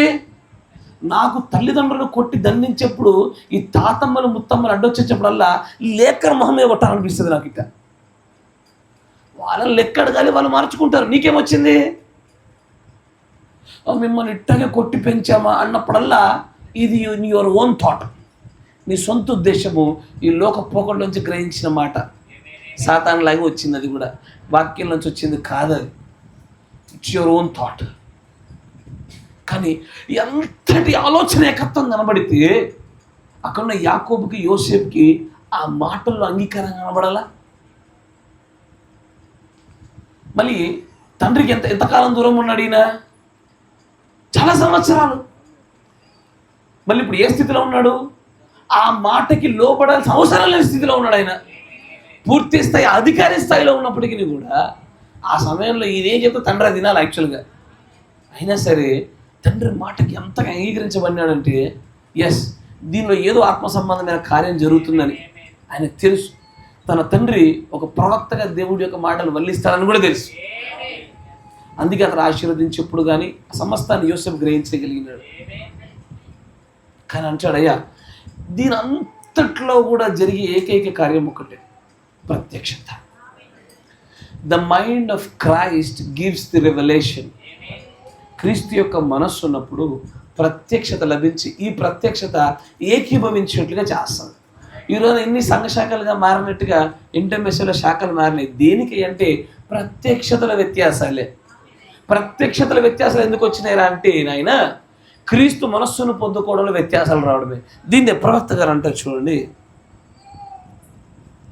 61-0219. లేదు ముందు మరొకటి చూద్దాం, ఇదివరకు చూసిన మరొకసారి చూద్దాం దాన్ని. 62-1111E. ఇదివరకు చూసిన ఒక కొటేషన్ చూసి మళ్ళీ ముందుకు సాగిపోదాం. 62-1111E.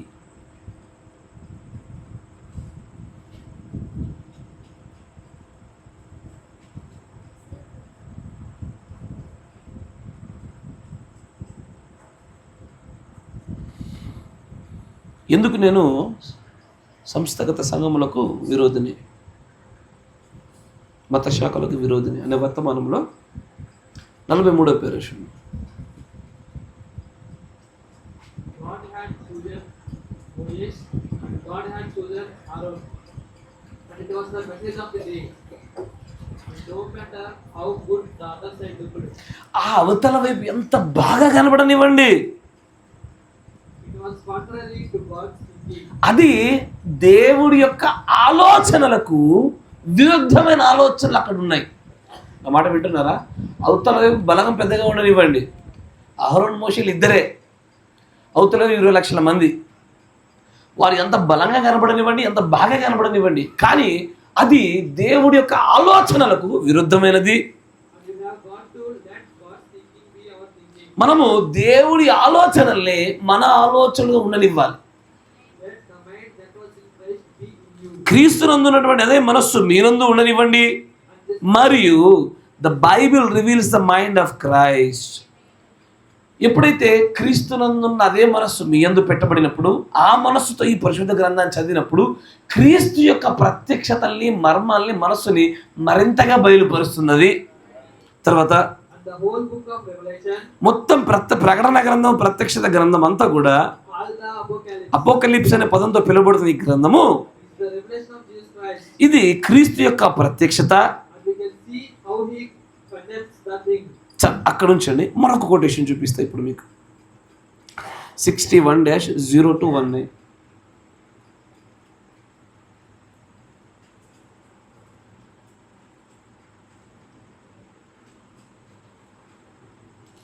The queen of Sheba అనే వర్తమానం 20వ పేరు చూడండి, 20. సో కాబట్టి There is genuine faith, అక్కడ నిజమైన విశ్వాసం ఉన్నది. but you must come into the real channel of God to have that genuine faith. ఆ నిజమైన విశ్వాసంలోకి మీరు రావడానికి సరి అయిన దేవుని యొక్క వరుస క్రమం గుండా మీరు రావాలి. There is human faith, అక్కడ మనుష్యుని విశ్వాసం ఉన్నది, then there is faith of God. అక్కడ దేవుడి విశ్వాసం ఉన్నది. అయ్యా వింటున్నారా? మనుష్యుడి విశ్వాసం వేరు, దేవుడి విశ్వాసం వేరు. And you must have the godly faith to believe మీరు ఖచ్చితంగా దైవ సంబంధమైన విశ్వాసం మీలో ఉండి తీరాల్సిందే. God. Um. Then to have godly faith, అక్కడ వారు దేవుడి విశ్వాసం కలిగి ఉన్నారు. you must have the mind of Christ in you. నువ్వు ఖచ్చితంగా నీ లోపల క్రీస్తు యొక్క మనస్సుని పెట్టుకొని తీరాలి. Then that's how God possesses to you visions. ఆ విధముగా మాత్రమే దేవుడు ప్రొజెక్ట్స్ టు యూ, నీకు అనుగ్రహిస్తాడు. దేనిదని? విజన్స్, దర్శనాల్ని, రెవల్యూషన్స్, ప్రత్యక్షతల్ని, and all these things. By the mind దర్శనాలు రావాలన్నా, ప్రత్యక్షతలు రావాలన్నా, మరి మిగతా విషయాలు ఏవి రావాలన్నా సరే క్రీస్తు లాంటి మనస్సు ఉండాలన్నా. ఇవి లేకుంటే రావా? అస్సలు రావు. అయ్యా నాకు ప్రత్యక్షతలు వస్తలేవయ్యా, నేను చదువుతున్నా మాకు అట్లా అర్థమైతే లేదయ్యా, మేము చదివిన వర్తమానము కానీ మీరు చెప్తున్నప్పుడు విన్నట్టుగా మాకు అర్థం కావడం లేదయ్యా, మాకు ఎందుకో దర్శనాలు వస్తలేవయ్యా, వ్యత్యాసమైనటువంటి రీతిలో మేము ముందుకు సాగుతున్నామయ్యా. ఈ సమస్య అంతా ఎక్కడ అంటే క్రీస్తు మనస్సు ఉన్న చోట మాత్రమే దర్శనాలు, ప్రత్యక్షతలు మిగిలినవన్నీ ఉత్పత్తి అయ్యాయి, లేకపోతే ఉత్పత్తి కావు. క్రీస్తు మనస్సు వేరు, వ్యక్తిగత మానవుల మనస్సు వేరు, ప్రకృతి సంబంధమైన మనస్సు వేరు, బైబిల్లోని విషయాలు చెప్తా ఉంటే రాజకీయ సంబంధమైన మనస్సు వేరు, మతశక్తి సంబంధమైన మనస్సు వేరు అని అంటాడు. Let you must have the mind of Christ in you. నువ్వు ఖచ్చితంగా క్రీస్తు యొక్క మనస్సు ఇలా కలిగి ఉండాలి. దెన్ అప్పుడు దట్స్ హౌ, ఆ విధంగా మాత్రమే God projects to you visions, revelations and all these things. ప్రత్యక్షతలు రావాలన్నా, దర్శనాలు రావాలన్నా, ఇవన్నీ దేవుడు నీకు సంధించాలంటే, నీకు అనుగ్రహించాలంటే క్రీస్తు మనస్సు లేకుండా ఇవి రావు, సాధ్యపడవు. వర్తమానం నాకు అర్థం కావడం లేదయ్యా, మనస్సు ఉండాలి, క్రీస్తు మనస్సు. ద మైండ్ ఆఫ్ క్రైస్ట్ నుండి తీరాల్సిందే, లేకపోతే సాధ్యమవుతుందా? కాదు. బైబిల్లో కూడా మీరు కొన్నిసార్లు మీరు చదువుతున్నప్పుడు గమనించండి, మధ్య మధ్యలో కామాలు కొన్ని చోట్ల ప్రస్తావించబడకపోయేసరికి ఎవరితో మాట్లాడుతున్నారో, దేనితో మాట్లాడుతున్నా మీరు గ్రహించలేరు. మీరు ఎప్పుడైనా గమనించారా? నేను బైబిల్ బాగా చదవడం నాకు అర్థమవుతుంది. దేవుడు వారితో అంటున్నాడు, దేవుడు లేదా వారు వీరితో అంటున్నారు అర్థం కాదు మనకి. పెట్టవలసిన కామ పెట్టకపోతే, కానీ అక్కడ కామాలు ఉండవు. ఉదాహరణ చెప్పాలంటే, నేను మొన్న రీసెంట్గా క్వశ్చన్ చదివా, మీరు చదువుతుంటే దాన్ని గుర్తించగలిగే. అది ఎలా ఉంటుందంటే దేవుడు వారితో మాట్లాడుతున్నాడా లేదా వారు దేవునితో మాట్లాడితే అర్థం కానట్టుగా ఉంటుంది చూస్తూ ఉంటే. కానీ క్రీస్తు యొక్క మనస్సు కోణం గుండా చూస్తే తప్ప ప్రత్యక్షత, దర్శనము మరియు ఆల్ దీస్ ఎక్సెట్రా అంటే మిగిలిన సంగతులన్నీ రావాలంటే క్రీస్తు మనస్సు ఉండాలి. ఆమేన్. క్రీస్తు మనస్సు రావాలంటే ఏం చేయాలి?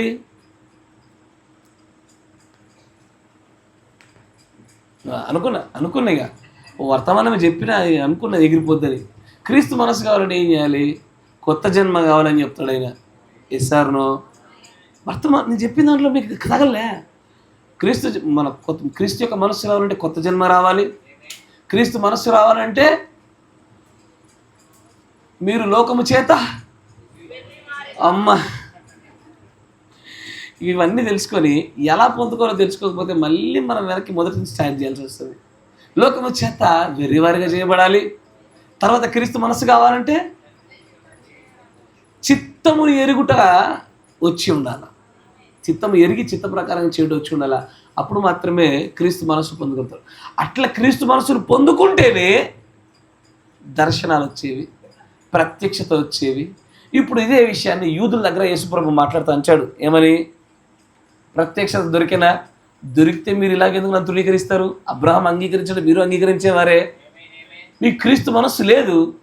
ఆ మనస్సు లేకుండా ధర్మశాస్త్రం చదివారు కాబట్టి నేను చెప్పే మాటలు మీకు అర్థం కావడంలే. ఇస్తారనో మీకు అర్థమవుతుందా? ఎవరైతే దేవుడు మనస్సును కలిగి ఉంచారో ఆ మనస్సుతో లేఖనాలు చదివితే దేవుడి యొక్క ఉద్దేశాలు చిత్తం ప్రణాళిక అర్థమవుద్ది. ఎస్ఆర్నో ఇప్పుడు మీకు ఉదాహరణ చూపిస్తా. సమయం ఎంత? ఓకే, ఉదాహరణ చూపిస్తా. ఇప్పుడు చాలామంది మనం చెప్పేటువంటి విషయాల్ని గ్రహించలేక వారు తడబడుతున్నారు, పొరబడుతున్నారు, తప్పు అని మాట్లాడుతున్నారు. ఎందుకయ్యా అంటే వారికి ప్రత్యక్షత యొక్క లక్షణాలు, క్రీస్తు మనస్సు తెలియక వారు అలాగ పొరబడుతూ ఉంటారు. వాళ్ళు దీన్ని మన ఎఫెసీ సంఘ కాలంలో దేవుడి యొక్క ప్రవక్త అంటారు చూడండి.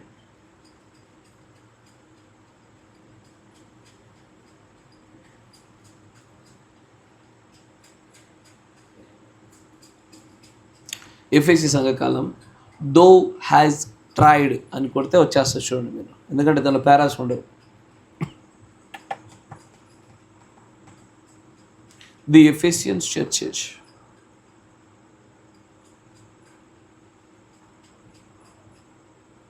THOU thou has HAST has tried them. వచ్చిందా? రాలే, చూస్తలే. that say they are apostles. అంతేనా? అపోస్తులు మనం చెప్పుకునే వారిని పరీక్షించితివి కదా. And we are not and has found them liars. అపోస్తులు కాకయే అపోస్తులు మనం చెప్పుకొని వచ్చేవారిని నువ్వు గుర్తుపట్టి వారి అబద్ధికులను కనిపెడితివే. తర్వాత అంటాడు my that is a blunt statement. అది ఒక మొనలేనటువంటి ఒక మాట. Thou hast tried them who call themselves apostles. అపోస్తులు కాకయే అపోస్తులు అని చెప్పుకునే వారిని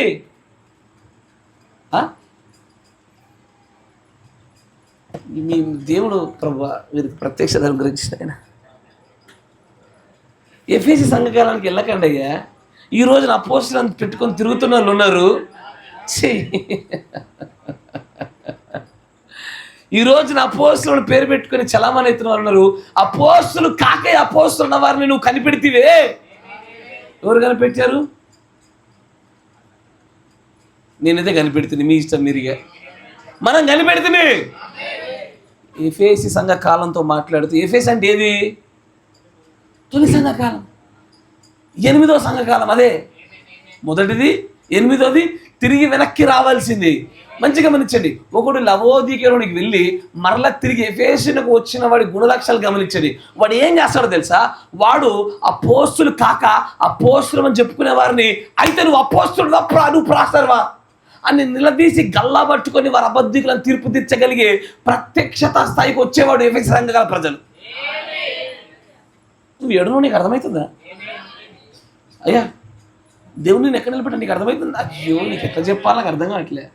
నువ్వు ఇంకా ఎఫెస్ సంఘాలు మాట్లాడుతుంటే ఎఫెసులతో మాట్లాడుతున్నా కాదు, ఎఫెసులతో మాట్లాడుతున్నాడు ఆయన.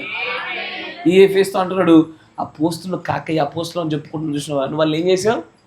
అబద్ధీకులు అని చెప్పి గుర్తుపడితే తర్వాత చూడండి ఇప్పుడు తగులుతుంది చూడనా మాయ్ అబ్బాయి తెలుగులో దొరకబట్టిండు వీడు. అది చాలా సూటి అయిన వచనము.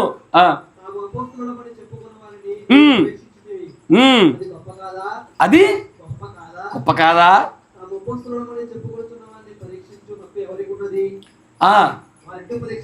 ఎట్లా పరీక్షించారు? మంచిగా మంచి అపోస్తులు కాక అపోస్తులు వచ్చినారన్నారు. నేను అపోస్తులు అనగానే 100 మంది పాస్టర్లు ఒప్పేసుకుంటారు, పెద్ద పెద్దలు ఒప్పేసుకుంటారు, కలిసి సమూహంగా నడుస్తారు. కానీ కొంతమంది ఉన్నారు బెరయా లాంటి వాళ్ళు, బెరయా ప్రాంత ప్రజలు లాంటి వాళ్ళు అంగీకరించారట్టగా. ఎవరో చెప్తే, ఎవరో మాట్లాడితే, ఎవరో పెద్ద పెద్ద సమూహాలు జరిగితే గుంపు పెద్ద ఉన్నది మాత్రం నమ్మరు అంటారు. వారు ఎలా కనిపెట్టారు? ఎస్, అది సంగతి. గలతి 1:8 అంటే నేను ప్రకటించింది కాక ఎవరు? పౌలు మరియు బ్రహ్నాం. పౌలు పునాది, తలరాయి బ్రహ్నాం పరిచర్యలు. ఈ ఇరువురు వారు బోధించింది కాక మరి యొక్క సువార్తను మేమైనను దూతలైనా సరే ప్రకటించిన ఇట్లనే మీరు అపోస్తులు కాక అపోస్తులం అని గుర్తుపడతావు నువ్వు. తర్వాత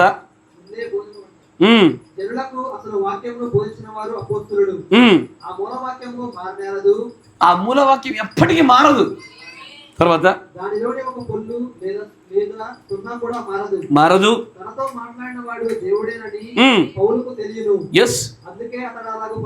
అందుకు అతడు అలాగూ పలికెను. మంచిగా గమనించండి అయ్యా, వింటున్నారా? పౌలు వచ్చాడు, ఇదిగో దేవుడు నాకు ప్రత్యక్షత ఇచ్చాడు, నాకు ప్రత్యక్షత చెప్పాడు. చెప్పిన తర్వాత మళ్ళీ వచ్చి నాకు రెండో ప్రత్యక్షత, ఇంకో ప్రత్యక్షత వచ్చింది అని అన్నాడు పౌలు గారు. పౌలే, మీకు అర్థమవుతుందా? వేరులు కాదు. ఫస్ట్ చెప్పింది ఎవరు? ఆయనే. రెండోసారి వచ్చి ఆయన అంటాడు నేనే, మొదటిసారి చెప్పింది నేనే, కానీ నాకు ఇంకొక ప్రత్యక్షత వచ్చింది అని అంటాడు.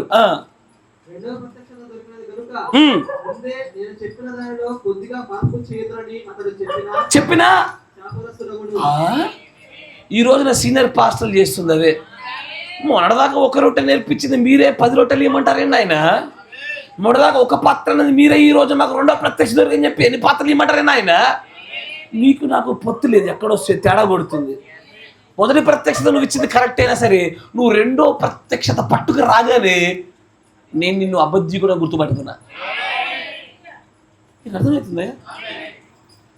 ప్రవక్త గారు చెప్తారు, ఎఫెసీ సంఘ కాలంలో ఉండే ప్రజల యొక్క ఆలోచన విధానము, the mind of the people in the Ephesus churches. వారు ఎలా ఉంటారంటే, మొదటి ప్రత్యక్షత తీసుకొచ్చినా సరే, తెచ్చింది ఎలాంటిదైనా సరే, ఇదిగో రెండో ప్రత్యక్షత దానికి జోడించారనుకో, దాన్ని దేవుడు అంటాడు శాపగ్రస్తుడు. తర్వాత చూడండి తెలుసు పౌలుకి మొదటి ప్రత్యక్షత సరైనదనే. మంచిగా ఉంచండి, ముందు ఒక ప్రత్యక్షత ఇచ్చి ఇయ్యాడు. ముందు ఒకటని తర్వాత రెండని ఎట్లా అంటారు నాయన? ముందు ఒక పాత్ర తర్వాత 4 పాత్రలు ఎట్లా అంటారు నాయన? ముందు వైన్ తర్వాత జ్యూస్ అని ఎట్లా అంటారు నాయన? నీకే తెలియాలి. నువ్వు ఎక్కడ నిలబడ్డావో నీ బోర్డులో నువ్వు పేరు కనబడుతుందేమో కానీ, నేను ప్రతిష్ఠించడంలో నువ్వు ఎవరిని ప్రతిష్ఠించడం వాడిలో కనబడుతుంది కానీ, నీ స్వభావాల్లో ఏంటో మెసేజ్ లేదు, నీ మైండ్లో లేదు అసలు. అది మళ్ళీ నువ్వు అంటూ ఇది దుర్బోధ నిరూపిద్దాం లేఖన ప్రకారంగా. ఎందుకంటే అబద్ధీకుడు ఎవడో నిజుడు ఎవడో మనం నిరూపించిన వాక్యం ఒకటే. కాకిపిల్ల కాకేమొద్దే, నీకు నువ్వు కరెక్ట్గా కనబడతావు, కానీ లేఖనమే సత్యాన్ని అసత్యాన్ని నిరూపించేది. ముందు ప్రత్యక్షత ఇచ్చి కొంతకాలం సాగి no no no no I have another revelation, కొత్త ప్రత్యక్షత ఇచ్చింది అన్నావు అనుకో, అక్కడే నువ్వు దొరికిపోయినావు. You speak it out of your own. ఇది గుర్తుందా? యోహాను 8:44 మాట్లాడినట్టుగా నీవు నీ సొంత ఉద్దేశాల్లోంచి మాట్లాడుతున్నావు. అది ఎవరి స్వభావం? అది అపవాది, మీ తండ్రి అపవాది అది వాడి స్వభావం అంటాడు ఆయన. అయ్యా, సంఘాలను బట్టి కాదు, కూటములను బట్టి కాదు, ప్రత్యక్షతను బట్టి, వాక్యాన్ని బట్టి, ఎన్నికను బట్టి, స్వభావాన్ని బట్టి, పోకడను బట్టి చూడాలా అక్కడ దేవుడు ఎన్నికున్నదా లేదా, సత్యం ఉన్నదా లేదా అని చూడగలగాలి. తర్వాత అంటే కంటిన్యూ నాన్న. అలాగూ చేసిన మొదట ఒక ప్రత్యక్షత వచ్చిందని కొంచెం దానిపైనే, ఆ తర్వాత రెండవ ప్రత్యక్షతను దేవుడు ఇయ్యడు. ఇవ్వడు. అలాగూ చేసిన యెడల అలాగ చేస్తే ఆయన తన మనసును మార్చుకున్నట్లే దేవుడు ఎవడి కోసం తన మనసును మార్చుకోడు. God will never change his mind for anybody.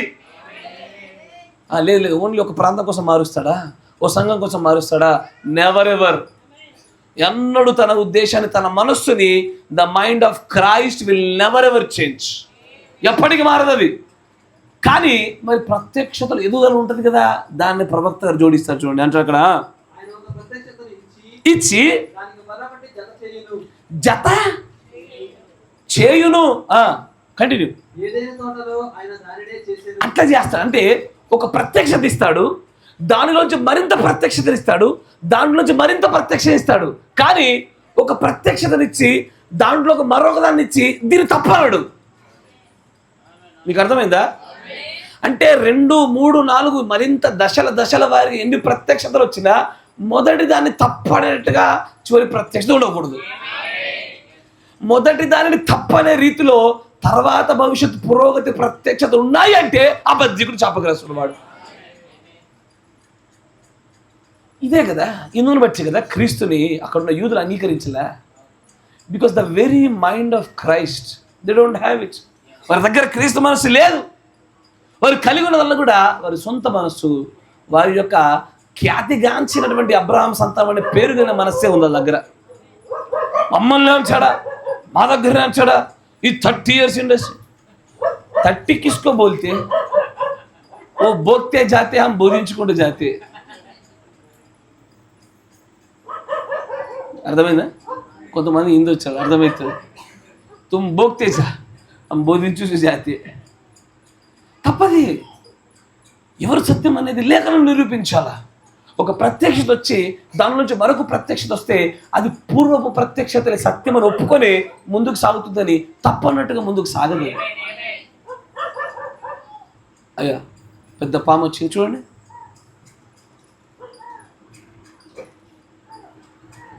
వేసేయండి.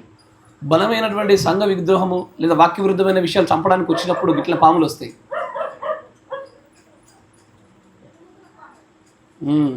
చూసిరా, అదేం చేయలేదు, ఇది కూడా ఏం చేయలేదు. ఉత్తదే 2 మూతులు పెట్టుకొని గట్టి అరుస్తుంది కానీ ఏం చేయలేదు. అట్లా పాములాగే. మీకు అర్థమైందా? దేవుడు ఏది ఊరికే చేయనియాడు. అయ్యో దాన్ని చూడడానికి బయట అనుకుంటాడు, సంఘ శాఖడు లేదా మిగతా వేరే ఎంటర్ప్రైస్, అమ్మో ఇది విషపూరితం, తొలగి పోతుంది అనుకుంటారు. కానీ అది 2 మూతుల పాము. అది ఇట్ విల్ డూ నథింగ్. ఏమీ చేయలేదు అది. ఎందుకంటే బలమైన ఆత్మ నడిపించబడుతున్న విధానం పైన ఆధారపడి నన్ను చూడాలి. అయ్యా పోయి అక్కడ పెడుతున్న మీటింగ్ పాము దగ్గర అటు చూస్తారేమే, దానిపైన అది, మన పని మనది. ఎందుకంటే బ్రహ్మం గారు తాను క్రీస్తు అని చెప్తున్నటువంటి ఆ దుర్బోధన ఖండించినప్పుడు ఆయనకు కళ వచ్చింది అంటాడు, దర్శనం వచ్చింది అంటాడు. సంఘంలో కూడా నిజంగా ఒక పాముని చంపాను అంటారు. అంటే ఆ పాము రూపంలో వచ్చినటువంటి దాన్ని చూపిస్తారు. అంటే దేవుడు చెప్తున్నాడు, మరి ఇంకో ఖండించక నాన్న అది ఉత్తర 2 మూతుల పాము ఏం కాదు అంటున్నాడు ఆయన. That's not poisonous or venomous. అది నాన్ పాయిజనస్, నాన్ వెనమస్. అది ఓన్లీ బోక్తే జాతే బస్. ఏదైనా ప్రభు యొక్క పరిపూర్ణమైనటువంటి ప్రత్యక్షతని ఆధారపడటాన్ని ముందుకు పోతా ఉన్నాం. మన వెనకాల ఏ పాస్టర్ లేడు, నా వెనకాల ఏమో గుంపు లేదు, మీరు నన్ను చూసి రాలేదు. అయ్యా మీరు వచ్చిన దేవుని చూసి. ఈడెవడో చాలా మంది పాస్టర్లను తీసుకొస్తాడనో, లేకపోతే ఏదో పెద్ద గుంపును కలిగి ఉంటాడనో, ఏదో మీరు దాన్ని బట్టి మీరు రాలే. మీరు వచ్చింది క్రీస్తుని చూసి, ఆయన దగ్గర విచారణ చేసి బలమైన సూచక క్రియలను, బలమైనటువంటి అద్భుతమైన విషయాన్ని కనుగొని వచ్చినారు మీరు. నేటికి మన మధ్యలో గొప్పవాడు ఎవడన్నా ఉన్నాడు, ఆయన మాత్రమే. క్రీస్తు యొక్క మనస్సు కలిగి ఉండాలయ్యా. ద మైండ్ ఆఫ్ క్రైస్ట్ ఉన్న చోట ప్రత్యక్షత ఒకే రకంగా ఉండి అంగీకారం ఒకే రకంగా ఉంటుంది. యోప్తాకి తన కుమార్తె కలిగినట్టుగా, కుమార్తె గుచ్చిందన్న మాట, చెప్పిన మాట, సరే it's okay fine okay daddy అంటది. ఇది కూడా అలాంటిదే. ఎట్లా ఉండాలి అది? అది ఎలాంటిదైనా సరే వాక్యానుసారమా, వర్తమాన ప్రకారం సరైనదా, ఒకే మనస్సు కలిగిన వారు అంగీకరిస్తారు. నేను ఏం చేశారు? బ్యాచ్లు విడగొట్టుకుంటూ ముందుకు సాగినారు. క్రీస్తు మనసు ఈరోజు సంఘాల్లో లేదు, కుటుంబాల్లో లేదు. నిజంగా అనేకుల మధ్య ఇద్దరు భిన్నమైన వ్యక్తుల మధ్యలో ఆ మనసు కనబడతలే. కానీ అదే మనసు ఉన్నప్పుడు ఎలా ఉంటుంది తెలుసా? అపార్థాలు ఉండవు. నా మనసు మనిషి. ఇప్పుడు ఫర్ ఎగ్జాంపుల్ అయ్యా చిన్న చిన్న సాధారణ ఉదాహరణలు, ఎందుకంటే సంఘ స్థాయి ఇప్పటిదాకా బాగా బోధించుకున్నాం, మన సంఘ స్థాయి బోధించుకున్నాం. సార్వత్రిక స్థాయిలు చాలు, మన సంఘ స్థాయి.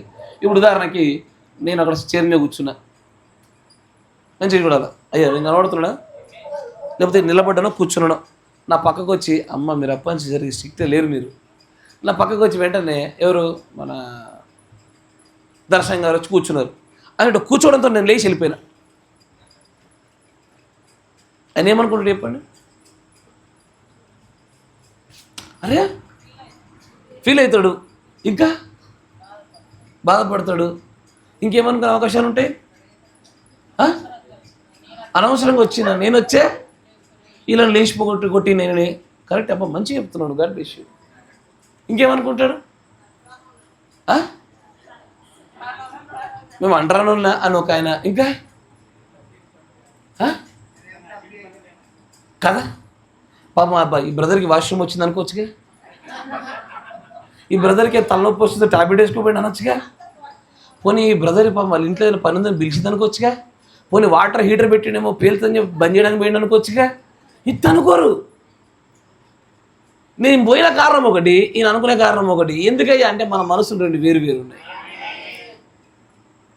అదే నీ మనసు నా మనసు ఏకమైందనుకో, మూడోవాడు వచ్చి చూసావా నువ్వు రాగానే ఎట్టి వెళ్ళిపోయాడు అనగానే నువ్వేమనాలా? బ్రదర్ ఆయన ఏదైనా పని ఉంటే తప్ప అట్లా వెళ్ళడయ్యా, ఆయన గురించి తెలుసయ్యా అన్న మాట మనం చెప్పగలుగుతాం.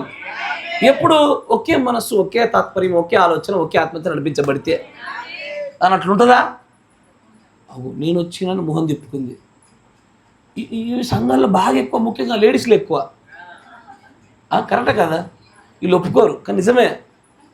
నేను వచ్చిందనే డోర్ వేసింది, ఏదో గాలి వస్తుందనో దోమలు వస్తుందో డోర్ వేసింది. నువ్వు వచ్చినావు కాదు, నేను చూడలేదు బాబు. అయినా సరే లేదు నేను వచ్చిందనే డోర్ వేసింది, నేనున్నానని అక్కడ కూర్చుంది. రెగ్యులర్ గట్టిగా వాడేది నేను ఎత్తినానే బైక్ పక్కన పెట్టింది. భిన్న భిన్న అపార్థాలు అన్నీ కలిగేది ఎక్కడ అంటే మనసు ఒకేలా లేకపోవడం. సార్వత్రిక స్థాయి అవ్వచ్చు, మన సంఘ స్థాయి అవ్వచ్చు, గృహస్థాయి అవ్వచ్చు, వ్యక్తిగత స్థాయి అవ్వచ్చు. ఒకే రకమైన మనస్సు ఉన్నప్పుడు ఖచ్చితంగా ఒకే రకమైనటువంటి ఆలోచన, ఉద్దేశాలు కలిగించాలి. వ్యత్యాసాలు ఉండవు.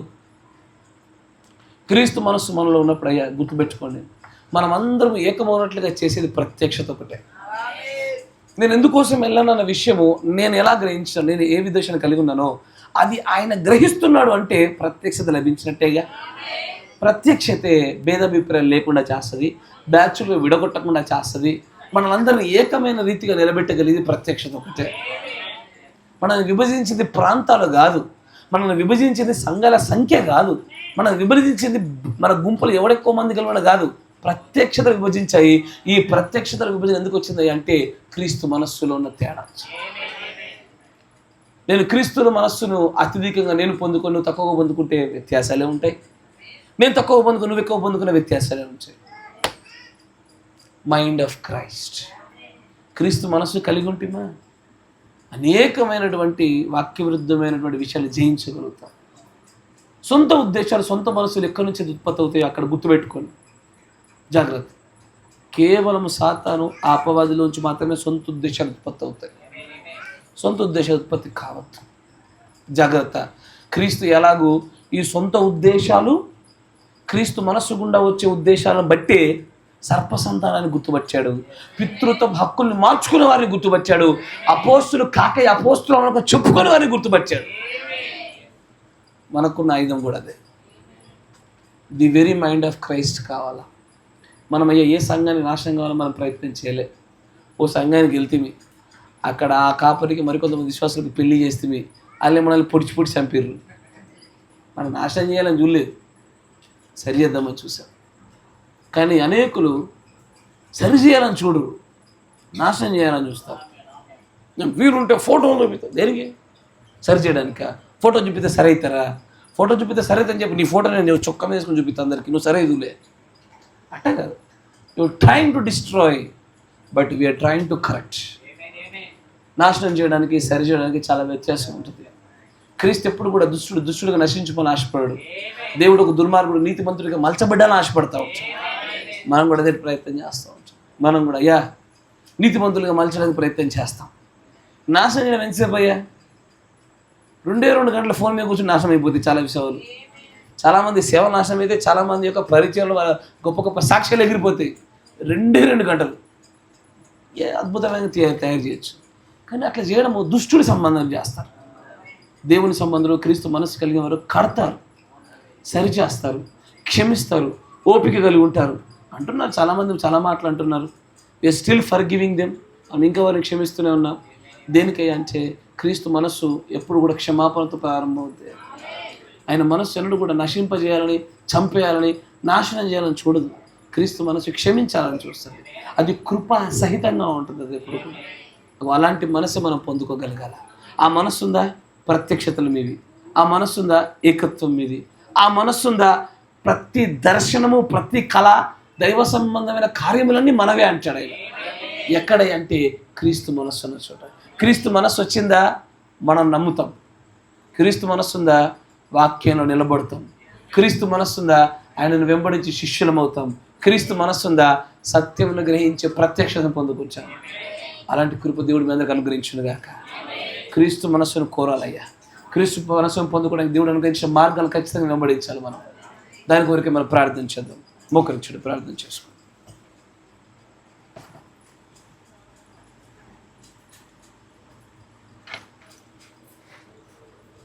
స్తోత్రం స్తోత్రం స్తోత్రం స్తోత్రం. తర్వాత చదువుకోవచ్చు. ముందు మోకరించాలి.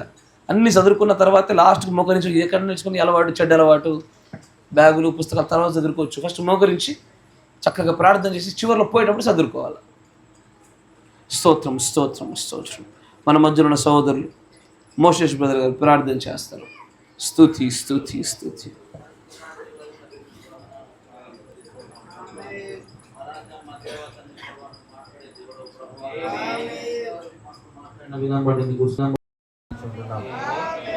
తండ్రి ప్రభా, మరి నాయన నుంచి వాక్యాలు ఉందన్న ప్రభా, నీకు కృతజ్ఞులమై తండ్రి ప్రభా, నీకు స్తోత్రం చెల్లించుంటున్నాం తండ్రి. విత్తబడినటువంటి వాక్యం మా అందరిలో ఫలింపజేయును గాక ప్రభా. మరి నాయన నీ క్రీస్తు మనసును మా అందరికీ అనుగ్రహించవలసిందిగా ప్రార్థిస్తా ఉంటాను.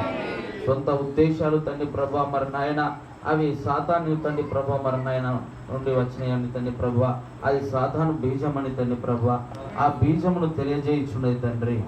అయా తండ్రి తండ్రి ప్రభా, అనేక సంగతుల గుండా తండ్రి ప్రభా నీ యొక్క మనస్సును తండ్రి ప్రభా వ్యక్తపరిచిన దేవా, ఇదిగో నీకు వందనాలయ్యా, నీకు స్తోత్రము చెల్లించుంటున్నాం ప్రభా. నాయన నీ మనస్సును తండ్రి ప్రభా మేము కలిగి ఉండటం నీ కృపా భాగ్యం అందరికి అనుగ్రహించవలసిందిగా ప్రార్థిస్తా ఉంటున్నాం. అయా నీకు స్తోత్రము చెల్లించుంటున్నాం ప్రభా. ఈ సంఘం పట్ల మీరు చూపించున్నటువంటి ఈ యొక్క తండ్రి ప్రభా మీ అమితమైనటువంటి ప్రేమను బట్టి తండ్రి ప్రభా, నీ వాక్య కుమ్మరింపును బట్టి నీకు స్తోత్రము చెల్లించుకుంటున్నాం తండ్రి. అయా తండ్రి ప్రభా, ఈ వాక్యంలో మా అందరినీ స్థిరపరచవలసిందిగా ప్రార్థిస్తా ఉంటున్నాం. అయా ముందుకు కొనసాగింపజేయమని ప్రార్థిస్తా ఉంటున్నాం.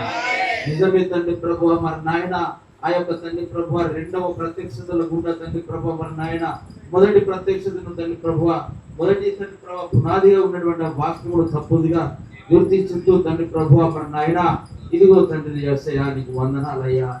అపోస్తులు కాక తండ్రి ప్రభా, మరి నాయన అపోస్తులు అనుకుంటూ తండ్రి ప్రభా నాయన నీ వాక్య విరుద్ధంగా చేయించినటువంటి ఆ క్రీస్తు మనసు లేకుండా కానీ తండ్రి ప్రభా, క్రీస్తు మనసు కలిగి ఉన్నామని తండ్రి ప్రభా, వారి బలం గుండాను తండ్రి ప్రభా, వారి ప్రత్యక్షతలు గుండాను తండ్రి ప్రభా, నాయన నీ వాక్య విరుద్ధంగా చేయించిన క్రియలన్నింటిని బట్టి ప్రభా వ్యక్తం చేసిన దేవానికి స్తోత్రములు చెల్లిస్తున్నాం. అయ్యా దేవానికి వందనాలు చెల్లించుకుంటున్నాం తండ్రి ప్రభా. మేము ఎల్లప్పుడు కూడా తండ్రి ప్రభా నీ మనసును కలిగి ఉండడం సహాయం చేయండి. ఈ లోకంలో తండ్రి ప్రభా వెరితనంగా ఉంచుకోవడం నీ కృప దయచేయి ప్రభువా. నాయన నీ చిత్తంలో తండ్రి ప్రభా నెరవేర్చడం తండ్రి ప్రభా తెలుసుకొని దాని ప్రకారంగా ముందుకెళ్ళడం నీ కృపా భాగ్యం అందరికి అనుగ్రహించి తండ్రి. అలాంటి కృపా భాగ్యం కనికరం మా అందరి పైన ఉంచుమని ఈ వాక్యం తండ్రి ప్రభా మరి నాయన మా అందరిలో ఫలింపజేసి నడిపింపజేయమని ప్రభు అయిన యేసుక్రీస్తు నామములో ప్రార్థన చేయుచున్నాము.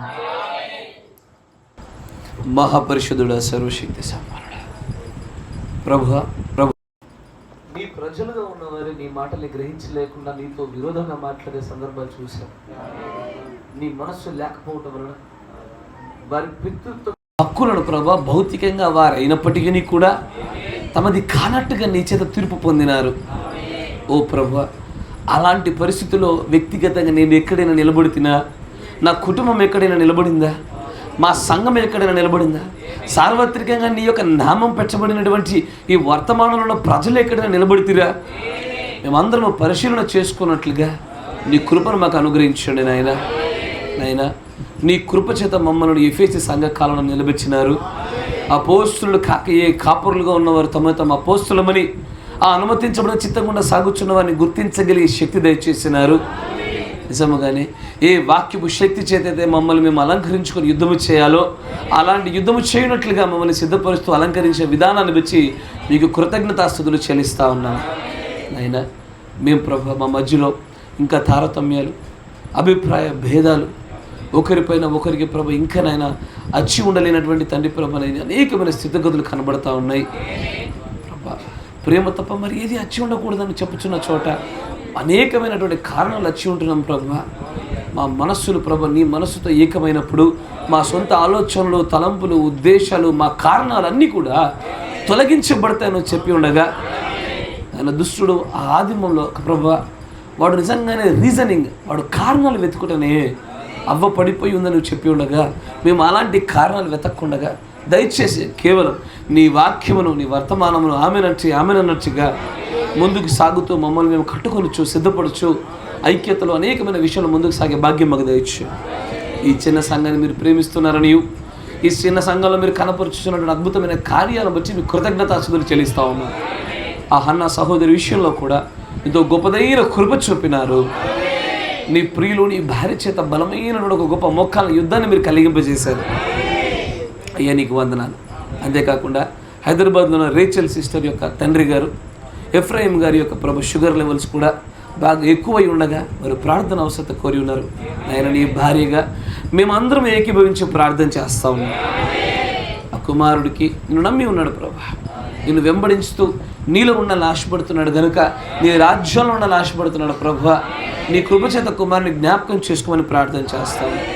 దయచేసి ప్రభు ఆ కుమారులో నాయన ఎక్కువైనటువంటి షుగర్కి దానికి కారణమైనటువంటి నాయన ఆత్మను, దాని ప్రభావం అంతటినీ కూడా ప్రభు అయిన యేసుక్రీస్తు నామములో గద్దిస్తున్నాము. పరిపూర్ణమైన స్వస్థత ప్రభు అయిన యేసుక్రీస్తు నామములో కలుగునుగాక.